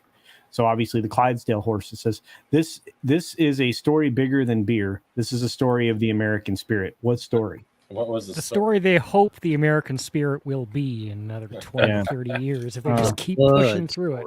Yeah, it's brewed for those who found opportunity and challenge and hope in tomorrow. All right. Yeah, exactly. Yeah. Thank God for Heineken. Yeah, okay. Yeah. So here's the thing. InBev manufactures through all of its various entities 630 beer brands in 150 countries. So you have to actually pay attention if you want to actually hit InBev, AB InBev in the shorts. And I'm telling you right now, even they recognize that the CEO Brendan Whitworth, who was a CIA spook, by the way, issued a statement on Friday that attempted to explain the company's position. No, they didn't. This is complete mischaracterization. The only position they explained was bent over. Yeah, what they said is guilt trip. We have thousands of partners, millions of fans, and a proud history supporting our community, military, first responders, sports fans, and hardworking Americans everywhere. Win. And but this why? is also the acknowledgement that they did do this. It is, but let me tell you, this is a guilt trip. We have thousands of partners, right? And then they say we never intended to be part of a discussion that divides people. We are a business about bringing people together over a beer. Then you hired the wrong chick. You know, an ideologist. Yes. I wonder, because so many times we talk about, and we talk about this over on H2O, Mr. Harvey and I talk about this, and he rightly says that social media, Twitter especially, is not real life. But we see over and over again the corporations, the board of directors, and that group worrying so much and concerned so much about what the social media thing is going to be. I mean, Batwoman got 3 seasons because the CW saw it got social media buzz. It didn't have ratings, but people were talking about it online. And I have to wonder how much of that factors into this, because people are talking about it. You know, that whole you know, bad press is still good press type thing, you know, and they haven't wrapped their heads around the fact that it's a completely different kind of beast from a marketing standpoint. This is not good PR. This is not, you know, they're jumping on a trend, and they're like, well, this is a thing and everybody's talking about this thing, so let's do the thing. And it blows up in their face. They're like, well, we didn't know that this thing was going to be a bad thing because everybody's doing it. And I'm not to defend what Anheuser-Busch is doing, but I'm wondering how many companies get caught up in the wave of whatever is the new, the flavor of the month, and we'll go do that too. It's like Hollywood does the same stuff over again because they never learn the right lessons. Yeah, but like that's weird though. I don't remember opening a box of Fruit Loops and going, "Here's your free genital mutilation kit." Oh, easy. But it's who you hire for the PR spot. Right. You're hiring somebody who is not. I seriously doubt she partakes in Bud Light or did before she got there. She's not the target market for Bud Light. So why is Bud hiring somebody to market it that doesn't understand the product or who drinks it? Yeah. That's where your initial issue is, and that's where they keep going off the rails at all these companies. Right. I would go You further, said Brahma. she. I thought this was a dude. I'd go further and say people No, like the PR person. People like the PR person are not interested in being a PR person. They're purely agenda driven. Right. They've just chosen that field to carry out that agenda in. That's the And way they'll that hire a young person that's for the that way job. the academic mill works now. It churns them out, and they get put in these positions. Yeah. There's a giddy. Well, they actively seek out these positions. Yes. They're people who couldn't be influencers, but really want to turn their company into an influencing machine. Yeah, And they they're not should do their interested research. in their job as such. It's a means to an end. And they want to be part of the next thing.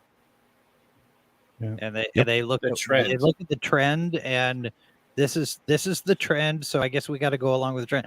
I've done it. I mean, when I had my own advertising agency for a while, and there are best practices, and there are things that you recommend for your clients to do, and there's certain types of commercials that I usually recommend for my clients, and it was like, we do this, that, and the other, and this is how we do this, and you've got to sell a product. And this But is the there would best also be market research that's pointing Thank to, you. hey, these are the people who actually want this. These are the people we're targeting to try to fight off, say, Coors Light. I mean, it's people drinking this level of beer, this quality of beer, and we're fighting against that company for these customers. But they're not doing that They're anymore. not doing that. No, what they're doing is they're going to TikTok. They're looking at the amount of views on a video. They're going, okay, that's the new thing. And they don't This look at the person comments. has 6 million followers here, 1.7 million followers here. This is a person who's got an they want the audience of that person. Yeah, they don't That's care not about their who's audience, talking. though. They're not caring about Which who's is talking. why They're just someone like Elon Musk buying Twitter and exposing that there was a bias and lies in He the bought numbers and BBC things as like well. that is so important. I agree with you. Because advertisers are going to be like, wait a second, you lied to me about the ratings of your show, right? And so I'm going to stop advertising there. Yeah. And Well, and It's that's pretty 100% true. And Age80 Old Channel Archive here says kind of something that we aren't saying. We will say it tomorrow, probably on yelling at parked cars. But right now on my channel, we're not saying it, which is that this is a societal engineering push. And I think that's true. I don't think it can be argued. You know what? We can almost not avoid having politics in entertainment discussions anymore, or even in basic marketing campaigns. Just call it the Bud Light candidate. It's all over the place. We have a ton of related super chats I'd like to get to, guys, if you'll permit me. all right, I'm going to mute everybody. You're going to mute everybody? All right. Except you. No, don't mute everybody. That's fine. All right, I'll mute but I'm going to watch Tom play with him. Yeah, Tom's playing with the kitty. So there you go. And All right, Jason's so going to drink, what is that, a 40-ounce of malt liquor? That's the Jesus 74. That's the 74 ounce because I have the same bottle. That thing's enormous. It's water. I have had so many Charlie horses in the last week. Okay, speaking of which, I'm going to show you guys this. This is one of the. This is great. 805. Okay, that is as much endorsement as you'll get if you're of legal age. 805 is your friend. Okay. Anyway, moving on. TZ Burton for $5 says, "Who controls money controls the world." That's a Kissinger, and he is an evil human being. So yes, this is a truism. Thank you for the $5 super chat. And if you guys will just bear with me, I will run a couple of clips when we get done with these because there's a lot of them, and we need Tom needs to get out of here, and some other people we need to start winding down. Pinochet's helicopter tours for $10 says, "Please stop asking why shareholders go along with things. As we have seen by now, there's an unwritten rule in order for corporations to participate. They have to go along, period. Profits be damned." This is true. There is an unwritten rule. If they want that sweet ESG support, right, and that ESG rating that they all think is going to be valuable, there you are. You're not wrong. Okay, and so for those last two chats, I'm going to shoot out a real quick. Wow, I'm getting attacked by gnats. That's what she said. I'm going to from the 805 beer, folks. That's what it is. Yeah. It's not the hair or weave. anything. Yeah. You know Not what? the weave. I'm playing this, and you can't stop me. Renegade.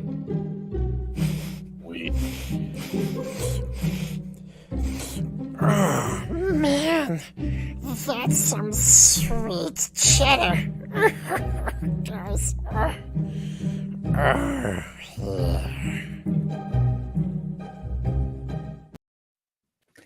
Wow, I'm still being attacked by gnats. All right, so the next one down from there. Tried soap and water. Soap and water. Soap. Radagast the and casino. water. That's right. All right. Man, it's not working, Tox. What? I accidentally unstarred one that I can't get back to right now. Oh shoot! All right. It's TZ Burton's. TZ Burton. Oh, it's just TZ Burton. Yeah. Oh, that's not right. How far back to go? 80J. I'll find it. No, I found it. Here we go. Got TZ it. Burton for $2 says mostly peaceful Latinas on YT say drink tequila. Yes, tequila is your friend. It is. You find the right. One of my favorite country songs. Tequila made her clothes fell off. That. Yeah, but TZ, I know you've got a Rumble account. You should be watching over there. That's right. 1 tequila, 2 tequila, 3 tequila floor. That's what I remember. Yep. Yeah, and yeah, we are live on Rumble too, folks, and on Twitter. Hi, Twitter. All right, and let's see. Mostly, yeah. So there you go. Thank you for that. We've got another super from our good friend Bruce Lombardo of Dick's Division for $2. Says check your casino floor. There you go. Thank you, my friend. Check your casino at the door. There you go. Is that like your pelvic floor or Kettles? All right. So for those back-to-back ones, I give you this. Oh, look at this little super chat right there. He's so cute and small. Get it? There you go. And let's see. We got, thank you, TZ Burton. I appreciate that. Here's an interesting statement. TZ Burton for $2 says Dylan is better looking than the marketing chick. Beauty's in the eye of the beholder, TZ Burton. Yeah. So, It's not a high bar. yeah. Dylan also likes to think that they're 6 years old. So is that the best person to be marketing beer? Mm-hmm. Yeah, they're going for a younger audience, according to the Heidenschneider, Heimenschlager, I don't know what her name is. Heinschneider? Hemmerker Schlemmer? That's her last name. I wonder if she Hammer sings Schlemmer? like Mary Poppins. Heimer Scheisse. Oh, it's not the Mary Hyman Poppins Schlemmer.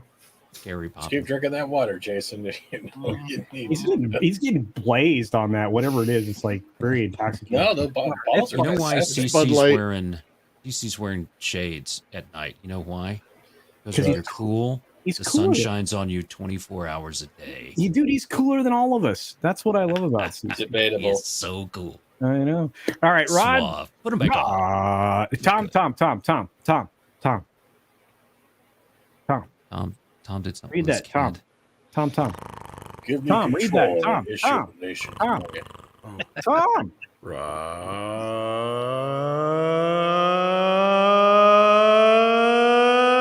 Thunderheart. Thank you. For that. You need That's those it. air horns like meow, meow, meow, meow, meow. That's right. That's it. Rod I 100. can't do them. Rod Thunderheart for a Canadian 550. It's this Canadian money that screws me up every time. Yeah, But it anyway, wasn't the I'm- name, right? No. not the name. Give me control and issue a nation's money, and I care not who writes the laws, says Mayor Emschel Rothschild. Yes, the Rothschilds are a problem. This is very true. Says English. Yeah. Cash Castro has been a member for Shikshmosh, 7 months actually, saying, can't wait to see you guys in Vegas. Can't wait to see you, brother. We will hang out and get in trouble. Probably. Next up is another member chat from our good friend Fenris Fire, member for 3 months now, saying, Bud should blame it on Chapek for shits and giggles. Yes. Yeah. It's definitely Chapek's fault. That's what Iger's been doing. I blame it on Elton John because those concerts seem to get people fired. Oh, they get people fired left and right. Dude, Elton John has a concert. Everybody gets fired. Yeah. I blame it on the rain. Like Milli Vanilli. Yeah. I blame it on the boogie. Blame it on the boogie. Yeah. I blame it on the boogies. Oh, can somebody look in my Gilded Tox and pull up Bruce Jesus. Lombardo's Dick's Division clip or Brahma? Thanks. You still use Gilded? Yes. Is that okay? Don't you? No. Okay. Okay. Southern Belle for $5 says Alyssa H. Wharton grad, General Mills first job, Bud second VP job, CEI ideology. There you go. And that's the new, by the way, CEI is the new buzzword replacement for ESG. He partners with DIE, which is killing everything. So there you are. And on that note, I think I saw one more super in here and another member chat. Let me see. I know if I don't go here soon, Sadie's going to eat me. So all right, Tom. Tell people stuff and things. Stuff and things. I No, like that's- turtles. That's not what I meant. I like turtles. Tom, are you doing a show tomorrow? Of course we are. Yeah, what are you doing? Morning show. With who? People. Where'd you put it? People. On what channel? Chris Gore is going to be there. Yeah. Midnight's Edge in the morning. See you guys there. Have All right, fun. man. Buddy. Bye. Bye, dude. Hi, Tom. All right. Whoa, shoot. Hello. Sorry about that. Where did Bruce put it? It's not near Gilded. He said it somewhere. He says it's on the casino floor. Oh, the casino floor. Yeah. The casino floor. What? That's one of my channels in. I've got it. Oh, that's it. Yeah. Is it the Real Men of Genius Can I play this without getting a claim? Is the question. That's what I'm listening to right now. Okay. I think you can get claimed. Blame it on the claim. Blame Yeah, it on yeah. the lady. I'm still in the middle of mine. What? Oh, that's right. You're still fighting it off. I'm so sorry, dude. I got claimed for royalty music that I've been using for 3 years by a company that's not even licensing their music. It sounds like somebody TuneCore redid the music. No. Okay. Oh shit. Are you sure? 'Cause there's- I'll play it if it's- you want to share it. Yeah.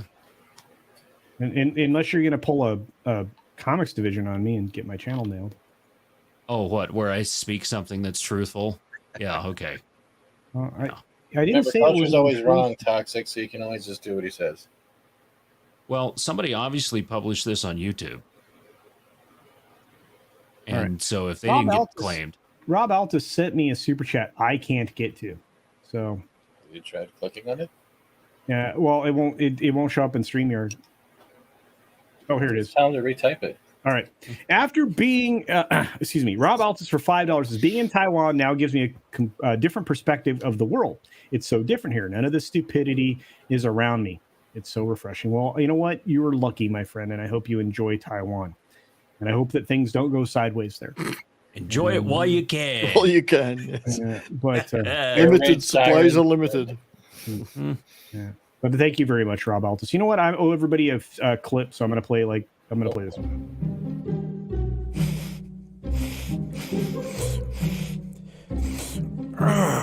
Man, that's some sweet cheddar.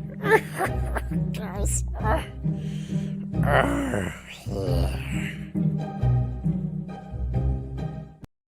All right, very good. We got some cheese out there. Now, Toxic Man Flu has shared this. I'm about to share it, and we'll see what happens. Bud Light presents Real Men of Genius. Real Men of Genius. Hold on. Real Them of Genius. Real Them of Genius. Today we salute you, Mrs. Transgender Spokesperson. Sir Susan! Nothing says football, steaks, and beer like a man in a girl's dress. Saying to tight end. What we want to know when we're all watching the big game is what is that quarterback's pronouns? We like to be inclusive. So crack open a cold Bud Light, transgender spokesperson. Because when we look at that cold can, we feel diverse as hell. Miss Transgender Spokesperson! Anheuser-Busch, St. Louis, Missouri. There you go. I'm going to switch to tequila more often. They tried. They tried. And culture's muted. Yeah. What the world needs now is love, sweet love. Not that love. That will get us claimed. You and I singing that will get us claimed. I know. Keely Chow for a member for 7 months. Thank you, my friend. Roll Tide, brother. Says NFL fans might boycott the NFL draft. What? Really? I know that's sponsored by Bud. Yeah. Wow. They're doing that here. They're hosting that here in Kansas City this year, aren't they? Yeah, I think you got it's on your downtown. Yeah, I think it's on your doorstep. Yeah, wow. It's like you got content there, Jason. You can just do a live. Yeah, just go down there and like definitely interview not people. having it here in Chicago because they fear for their lives. Yeah, but the DNC doesn't. Oh, they'll figure it out. Punk Waddle was like, that wasn't a joke. No. The beer draft. There you go. You just don't watch it. I mean, they did a lot of stuff with Colin Kaepernick, who's we've now all seen as a fool. Tina. Weirdo. And I just stopped watching NFL. I think we all and I still don't watch it. I think we all did. Yeah. I haven't watched a professional sports event that wasn't a hockey game. I'm glad you qualified that. Hacky? You watched the hacky? The only NFL that I've seen have been games where I've been working as part of the broadcast team. So none of you guys are watching Bud Wrestling? Man, that stuff is going The only ones I'm seeing are when my dad comes to visit. Oh, I think just because I'm boycotting them doesn't mean I can force him to stop watching when he's coming to visit me. I just got tired of watching it. Well, but I take it back. I have watched UFC and boxing. UFC. I watch boxing. I watch a lot of boxing. I do like that. Somebody popped in and I don't see who it was. It was Tom. Oh, he's back. Hi, Tom. Hi, Tom. Hi, Tom. You know, you guys are going to be stuck here for another 8 minutes, right? I have a super Oh, we chat. haven't even started the 15-minute outro, so yeah. I know, right? Like, at least. But you know, I had to toot my own horn because I dusted this off. This is something people haven't seen for years, and I might get in trouble for showing it. But since it's so late in the show, and I think it's poignant for what's You gonna going whip it on, out? I'm whipping it out, baby. Oh, baby. All right, let's see it. Here we go. Ready?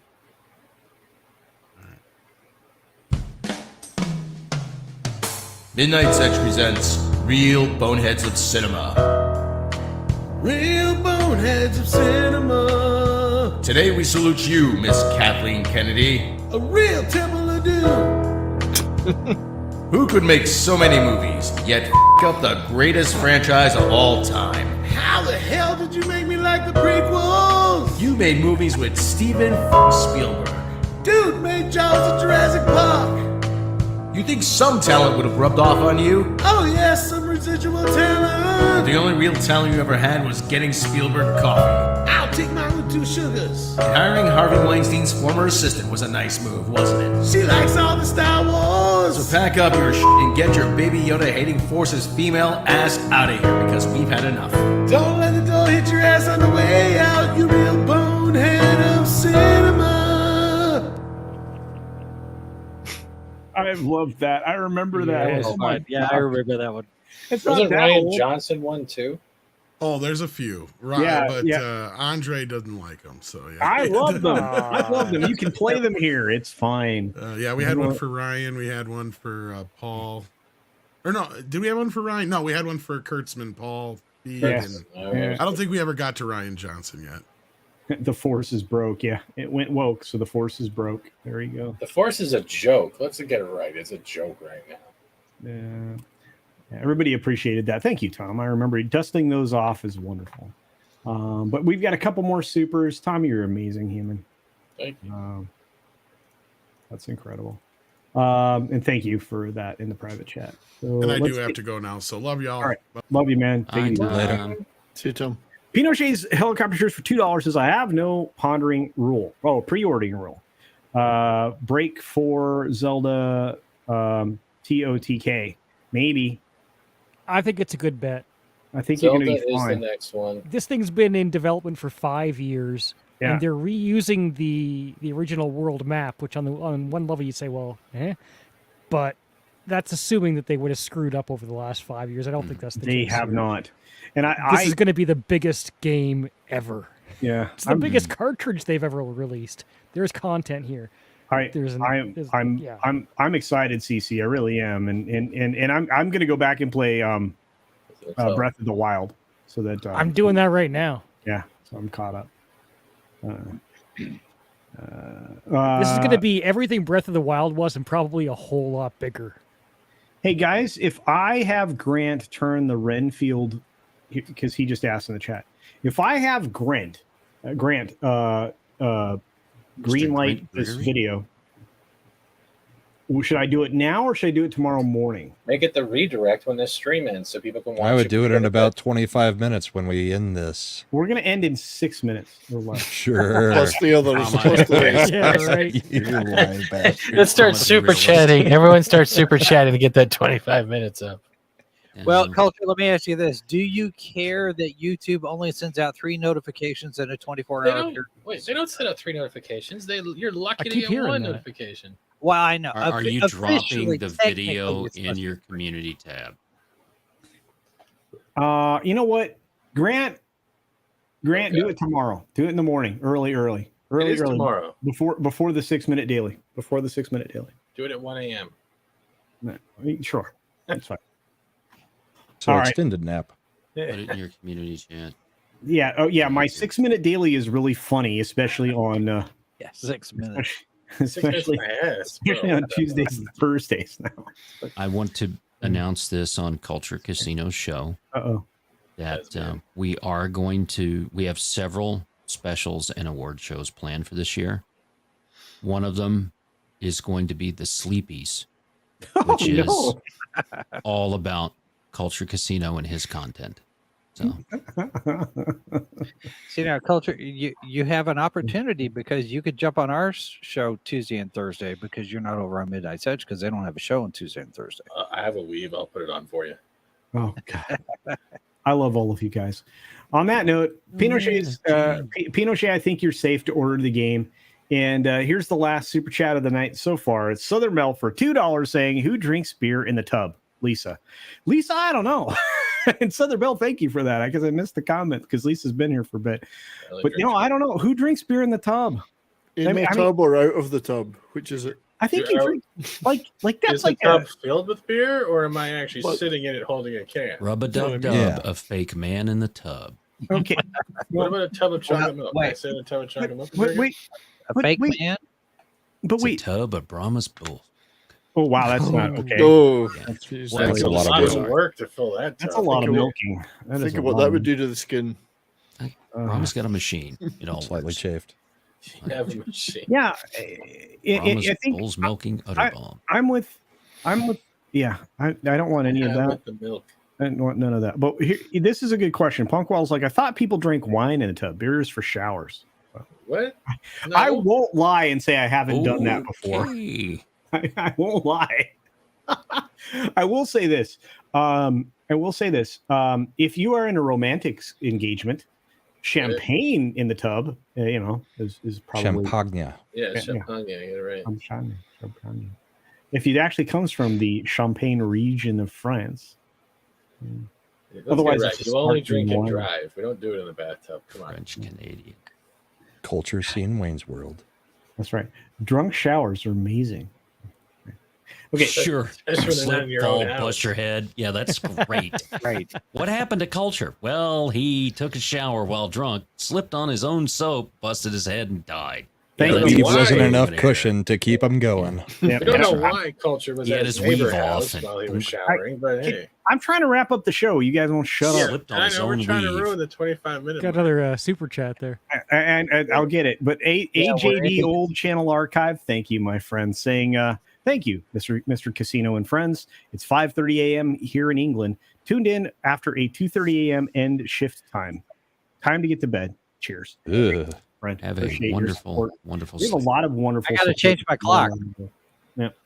And this is Bruce Lombardo once again of Dick's Division for $10. Thank you. Saying, after a hot day of work, I often take 2 chilled beers with me into the shower. The hot water hitting my back and the cold air cascading down my esophagus is the best feeling for a sore body. Dude, no judgment, because let me tell you, I have done that.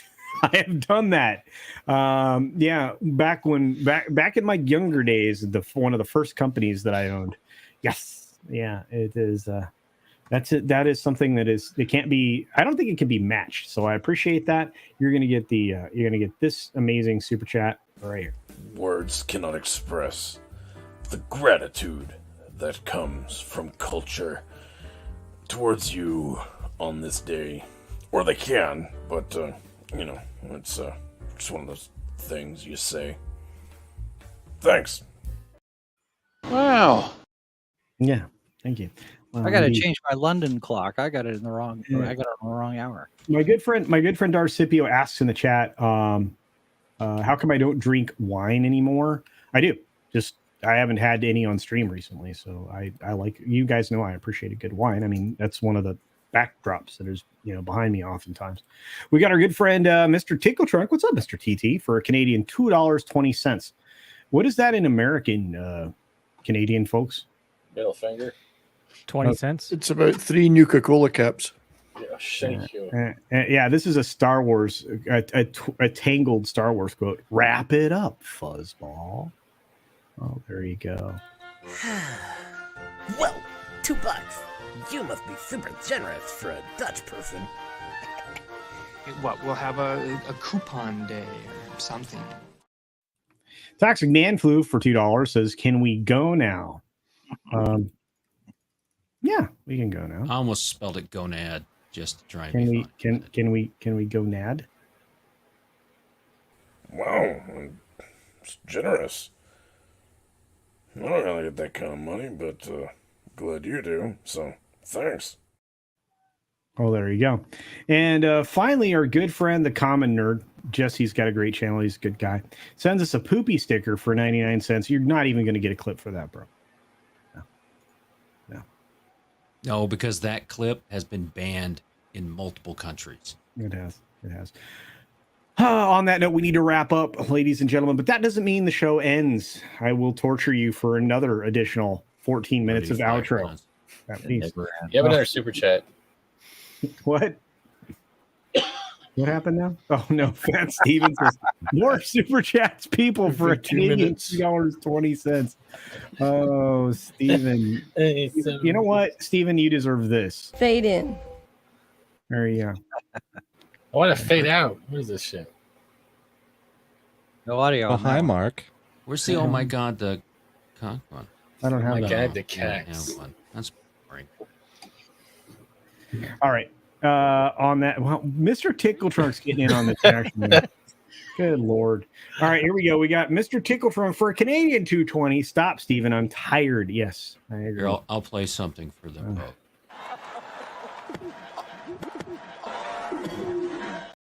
That'll wake you up. Yeah. Goodness. Whitechapel just went straight up emoji time. Oh no. Fat Steven for another Canadian $2.20 says, "What do you mean, Tickle?" Oh boy. This is a chat war, man. This is a chat war. A hard 90 minutes healing on this show. Right. Look, here, look, this is how much I like wine. I got the only person ever to do everything first. Climbing over a seat for you. Oh my goodness. TZ Bird says, CC, you said you have to go an hour ago. I did. What is wrong with me? I love it. Thank you guys. You guys are incredible. Look at this, another $2 from TZ Burton. My goodness. Holy cow, you guys, what is wrong with you? Mr. Tickle Trunk for a Canadian $2.20. I mean, I was run over by Culture Casino. No. Hey, I make money. I want to be real fair here, Mr. Tickle Trunk. Anyone can wear a weave and glasses, so it may not have been Culture Casino. No, look at this little super chat right there. He's so cute and small. Get it? Man, all right, fine. You know. You guys are killing me. Okay, shoot, Punk Waddle here. Here's the spot for a shower beer. for $2. Thank you, Punk Waddle. Or is this? You know what, Punk Waddle? Is this your cousin, Drunk Waddle? Is that what's happening right now? Likely. Thank you, my friend. Fat Steven's keeping us in business. This is a 25-minute pain session for a Canadian 220. It feels like it, yo. Hey. Thank you, Culture really does have to get up for an early meeting. In Culture's OCD, we've now gone to 2 hours and 5 minutes, which means we have to go another 25 minutes to get him to the. Stop it! It's not happening tonight. I've actually been doing really well with how the screen was set up for a while, so I just fixed it. I'm so sorry for what I've started. Darius Munchausen for $5 says, "Real men of Streamius." Yes, for $5. Yeah. Oh, that actually deserves a real clip. Let's see if I can find that. We haven't played this one but once, I think. Thank you. Yeah, that's really all I got. Thanks for your being kind and supporting the channel. Yeah. That looks like Garden of the Gods. That looks like the Balancing Rock in Garden of the Gods. I'm so sorry for that. I think the whole point was that people rock, and I liked it. Thank you, Darius Munchausen. I appreciate it. TZ Burton for $2. Good Lord. Nice. What if we keep sending you money? Well, and I keep having to talk, and everybody on this panel laughs at this situation. It's because you give somebody who gives you $2, 45 minutes of our lives. You got another super chat.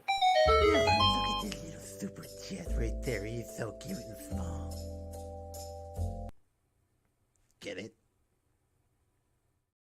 All right, that one's. I'm gonna have to play a different one next time. We got a member chat from that 70s rock fan saying, "I'm not extending this stream by sending money." Well, you extended it by sending a comment, knucklehead. That's your free super chat. You missed a shit ton of super chats before that. CC Karaoke in the member chat says, "Sleep is for the weak." Before that, you missed like. My God! There's a few. Really? There's a few. You missed like 5 or 6. There's 5 or 6 before that. So 3 hours. Can we make 3 hours? I think so. I don't know. Does anyone have $1? Everyone do $1 every 5 minutes. How about we all leave? No. How about we all leave and I'll just start. leave Culture doing this by himself? Well, and then keep dropping into the chat. And we can still super chat in the chat. Keep going all night. They are starred. Yeah. Scott DuBois asks, "Who are these Muppets?" Well, that is everybody I've shown tonight is part of Floral from Under a Rock's channel. Punk Waddle, Drunk Waddle is. Why are you highlighting things I haven't starred? Yeah. Commander, thank you for your 99-cent super sticker. Fat Steven Seagal, please kiss our butts. All right, Mr. Tickle Trunk, high five, Stevie. Shut up, Canadians. CC Karaoke, you're on the panel. And Southern Belle, you know better. All right, there you go. The pain. Really, CC? I love you, CC. This is great. Bring the pain. You can watch him typing it too and trying not He'll to just laugh. put the sunglasses on and he'll be snoozing while we're on here. He's just giggling up there in the top corner. All right. So we got another member chat from Christopher Dominguez. It says, "Start plugging panel and do not turn back. No turning back." Okay. Man. Yeah. Thank you, Fat Steven, for the high five tickle. High five tickle. That's weird. That sounds like, is that the shocker? It's just a Canadian shocker. What is that exactly? Yeah, it's called a bitch slap. Yeah, that's what it's called. Okay. All right. Oh my God, you guys really? You said something. Yeah. What did I say? There was only 24 You know what? hours Now of we're going to have to pull culture. gamer words to get you pulled off the air so we can go to bed. No. Eric K for $2 says, "What is happening here?" What it is an exactly clear. Yeah, I knew that was coming. What isn't exactly clear. Rebel Dragon's like, "Can I sleep now?" There's a man with a gun right up there. Oh God! Oh, it keeps coming. I actually do have one under my desk. I know you do. Anyway, I'm assuming CCs are in a lake. Mr. Tickle Truck does the famous 20 hours later for a Canadian 220. Thank you, my friend. So we're running this right up into yelling at parked cars now? I guess I'm going to die. I'm sorry. TZ Burton. TZ Burton for $5 says, "I spelled tequila wrong earlier. I knew what you meant, my friend, for $5. Good grief. I appreciate you paying him. Your kindness knows no bounds. Except for whatever $sign you chose to stop at. There you go. Thank you for I get that weird thing in StreamYard where it just freezes when you do those. Okay. I don't even see these. Oh, wow. You're not highlighting all these things that I'm starring for you. You know. Fat Steven Seagal for another Canadian 220 says, anyone got change for $2? I do. Keep sending me $2. Oh shit! I didn't do this one. These guys won't stop now. Oh no! Well, you're about 20 of them behind now. Yes. Eric Yeah. K for $2 is I do at Fat Steven. Oh no! Oh god, they're still going to feel my insomnia. Where am I at? Are you it starring? They're me, starred. John? They're all Okay, starred, all right. and I'm starring them for you. Okay, thank you. In order. All right. right. It's a TOS attack on CC. That's true. I'm getting bombed right now. Did you get this one from Eric K? Yes, he said, "What's Okay, happening good. here?" And then that 70s and I went. That he's on. not. I'm not tired yet. Oh God! I do. It's Fat not even Steven midnight Seagal. here yet. I mean, I probably got another couple of hours. US attack. Yeah. Oh, here we go. This next one is from Tender Warrior 68, and it's for $5. Thank you, my friends. As well, part of this stream's name is Infinite. Yes, Infinite Patience, which I try to have at all times. Not now. That's right. Indeed. Culture had a kidney Oh, problem, and look it's at called these. Infinity Oh. Stones. Yeah. My Lord.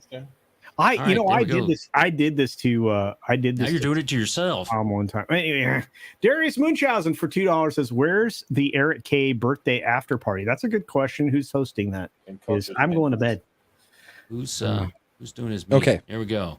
While we're going through the rest of them, I'm going to put something in the chat. It is the link to me and 70s that was- bracket challenge for the Stanley Cup playoffs. So That was good, if there are any hockey fans out there, click on it. Come and join the league. You can go up against all of us that are on the Bourbon and Boarding channel. So Yep, and it's a lot of fun. We had a good time last night or night before. Was it last night? It was last night. that was well. Last night, yeah, Saturday night. we're getting close to We're it getting not close being to last night. yesterday or the day before. But anyway, Yeah. Eric K for $2 says, "I feel offended you are leaving." So am I. Rob Altus for $2 says, "Culture, do you accept new Taiwan dollars?" Yes. Yes, I do. If you would like to make more money on your channel, reach out to Fat Steven JFG because he can make your stream Where's just the- a nightmare. Oh, Steven got muted. Okay, keep going. He Clay You Thompson. can still reach out to Fat Steven JFG. He Clay I can Thompson. still unmute no matter what you do here. He Clay Thomason for $2 says, "Culture, tell me a bedtime story." A man went up a hill and came down a mountain. There you go. Biden should his hands. The end. All right, here we go. Michael Gonzalez for $2 says, "Feel my insomnia." Oh, That's I'm not funny, feeling it Michael. now. Why does he I'm want you to feeling eat it. my balls? Eric K for $2 says, at Darius Munchausen, "Yes, where are my presents?" That's a good question. We should send Eric K some presents. I'll buy him a drink and probably a steak when we're in Vegas. Stop pontificating, read super chats. Robert Kajak does the official for the Horde laugh, KEK Keck for $2. Someday Thank you. someone will have to explain that to me. Someone who should know better, Southern Belle. Southern Belle for $2 says, "Stumble out of bed into the kitchen with an 805. He does that all the time. I do that all the time. Yeah, it does happen. And Darius Munchausen for $2. You guys are killing me. Body shots for Eric K. Yes, for $2. Body shots That looks on like Eric K. boobies. No, for Eric K. Oh, why okay, shots sorry. on Darius though? Because why did he have a boob? Thank you guys. That All was right. incredibly Well, fun. Steven has to go. Goodbye, Steven. Thanks so much. What? 70s has to go. Thank you so much there. And goodbye, Jason. That was so nice. And goodbye, Brahma. And Let's just see a Oh, me. hi. It's a me. Wari. Okay, let's get these last couple and we got to run it. Okay, the common nerd. Dadgummit, there's more of them? Yeah, the common nerd. Well, how did that get shared again? I don't know. Oh, we got a whole nother story to go through, didn't you know? Okay, yeah, no, Didn't the you know common nerd for $1 since another poop emoji. Thanks, Jess. Check out the common nerd's channel. He's a lot of fun, and his buddy Diesel is great. And then finally, Eric K for $2 says, "Did someone say steak deal?" Yes, brother. I'm always There we good for go. a steak. I'm going to use your kitchen when we're together. I still haven't picked a hotel, dude. You're going to use his kitchen when you two are together. Yes, that's at 2 Body hours and 13 minutes. Yes, I'm writing that down. Yeah. A On your steak, 90-minute shot. hard out. That's gonna get clipped. Thank you. Culture's Eric K. going down on Eric K. That's not true. It's the tube thing. Fat Steven for $2.20 Yes. Canadian says Tube Steak Casino. And on that note, everybody, AOAO. Ayo. Anal only? Do I have to hit it? No, I I'm don't know doing these things.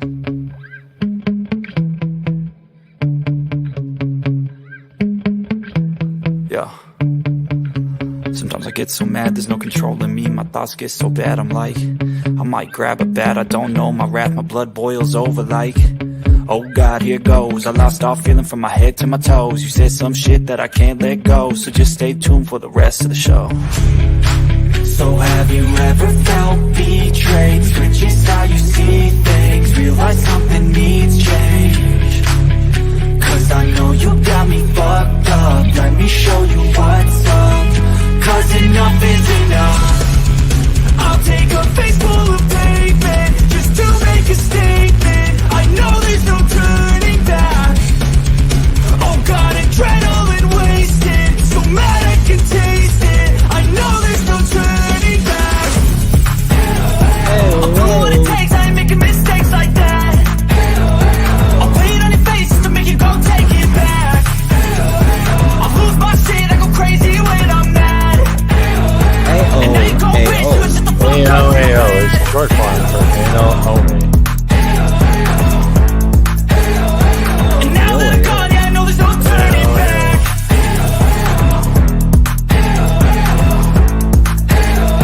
And now that I'm gone, yeah, I know there's no turning back. I don't fucking take smoke, I'ma poke a hole through you. Choking's overdue. Come at me and you won't get any older, dude. Crack your holder too. Heating up inside of me, blood so violently. Thanks for trying me. Now it's finally time to see how this rivalry becomes a dynasty.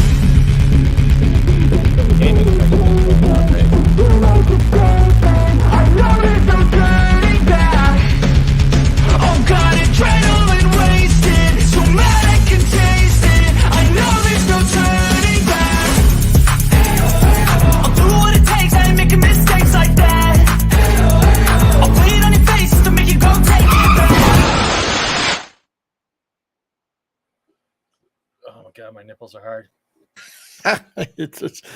That was unexpected. Why are they so hard? I mean, is it the weather? Is it just I not think cold? I rushed up against a sheep one night and I realized, hey, I'm not Mr. Potato Head. Well, was it coarse grain or fine grain wool? I mean, It was more like a cashmere, but then he told me his name was Frank, and then it got kind of awkward. Cashmere, like da-da-dun, da-da-dun, da-da-dun. That's a like Led that. Zeppelin joke. And remember to give more super chats. Oh wait, there's a super Oh, chat. more super chats, $5. everyone. TZ Burton. I Super swear, chats. last one, no one send any more. Everyone send more. Until the next one. Yes. If you just time it right, every minute we could keep the stream going all night. If you look at like dude, I forget his name. CC karaoke at the top. He's trying so hard not to burst into laughter, but you know he's like, I could do this right now and be the biggest shit disturber out there. Oh no, I was tearing up from laughter. I had to put the shades on to cover it. I have to say it's been a very cheery experience. Cheered me up no end. Yeah, remember he wanted more. It was at this moment that he knew. He f***ed up.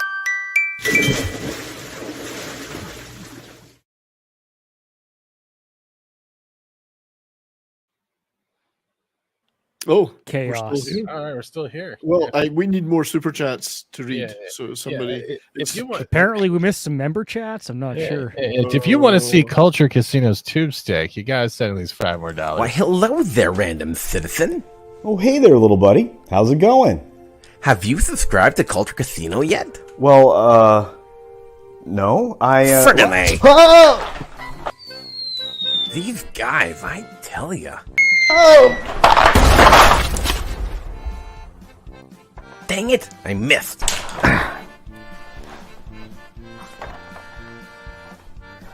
Why won't these guys just subscribe already? That hurt.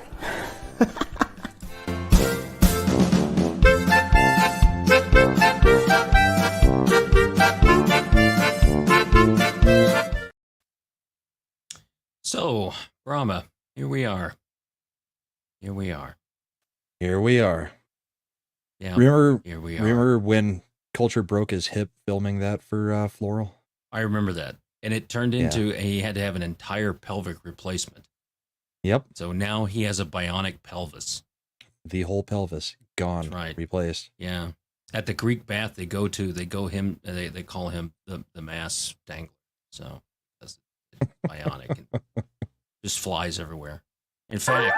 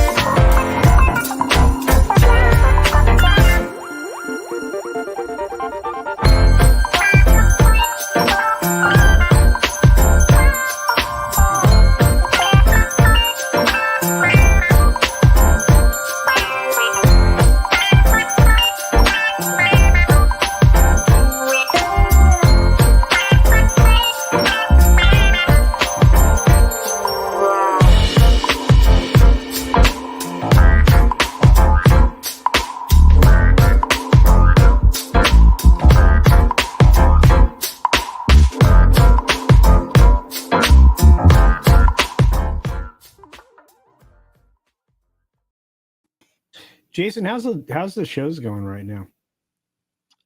Mine or yours? Yours. They're going okay, I guess. I mean, considering that Warner Brothers took us to town, but yeah. Did you say hi? I sent them an email. Yeah. Well, Mad Mardigan knows one of those guys. Oh yeah? Yeah, his last name's Wiener. Yeah. He's an executive over there, Mr. Wiener. So maybe you just have a talk with Mr. Wiener. Yeah, it would be nice. I don't know. I sent a counterclaim to YouTube and they rejected it because I didn't include the URL. So I got to do it all over again. Well, good luck. Oh, by the way, the Common Nerd sent us a poop sticker. Thanks for that. Yay. I get no respect, seriously. 90 minutes. 90 minutes. I tried. It's not even midnight there. I tried. I really did try this time. I know. And you can't be trying at times. You know what? That's just mean.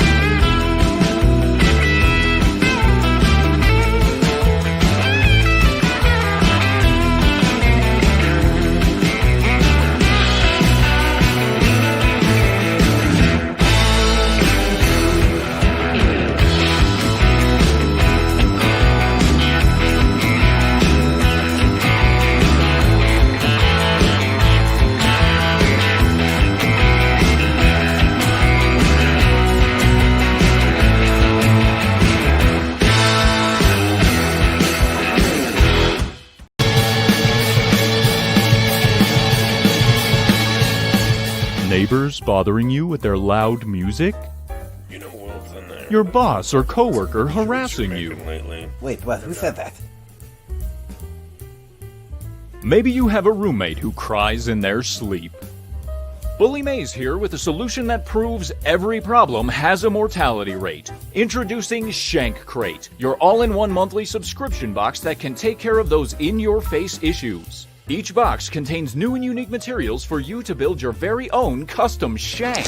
Oh my gosh. And for your protection, the contents of each box are totally secret until you receive it. And not only does it create solutions, it also serves as a creative outlet, like an adult form of Lego. Oh, yeah. Right? That is a literal knife's edge. Maybe you, like some of our other customers, have questions. Can I bring it to school? Who's ever heard of a pencil not being allowed at school? Can you store it in a pocket? Absolutely. What if you don't, have any pockets? Your discretion. Whether you're conscientious about the Earth or just not opposed to being a good steward of the environment, each shank crate and its contents are made of 100% recycled materials to make sure we're environmentally friendly. And if you order now, we'll be extra sensitive to the environment and keep all the original fingerprints on the items for your convenience. All for the low cost of $19.99 a month. Call 626-831-9333 to get your shank crates today. If you call now and secure your monthly subscription for only $19.99, you'll get your very own alibi insurance for those slightly stickier situations. But wait again, there's even more. To be inclusive, culturally respectful, and as patriotic as possible, each monthly box is themed after a unique prison in the US of A. So call 626-831-9333 now to get your very own unique, patriotic, and environmentally friendly shank crate with your own personal alibi insurance.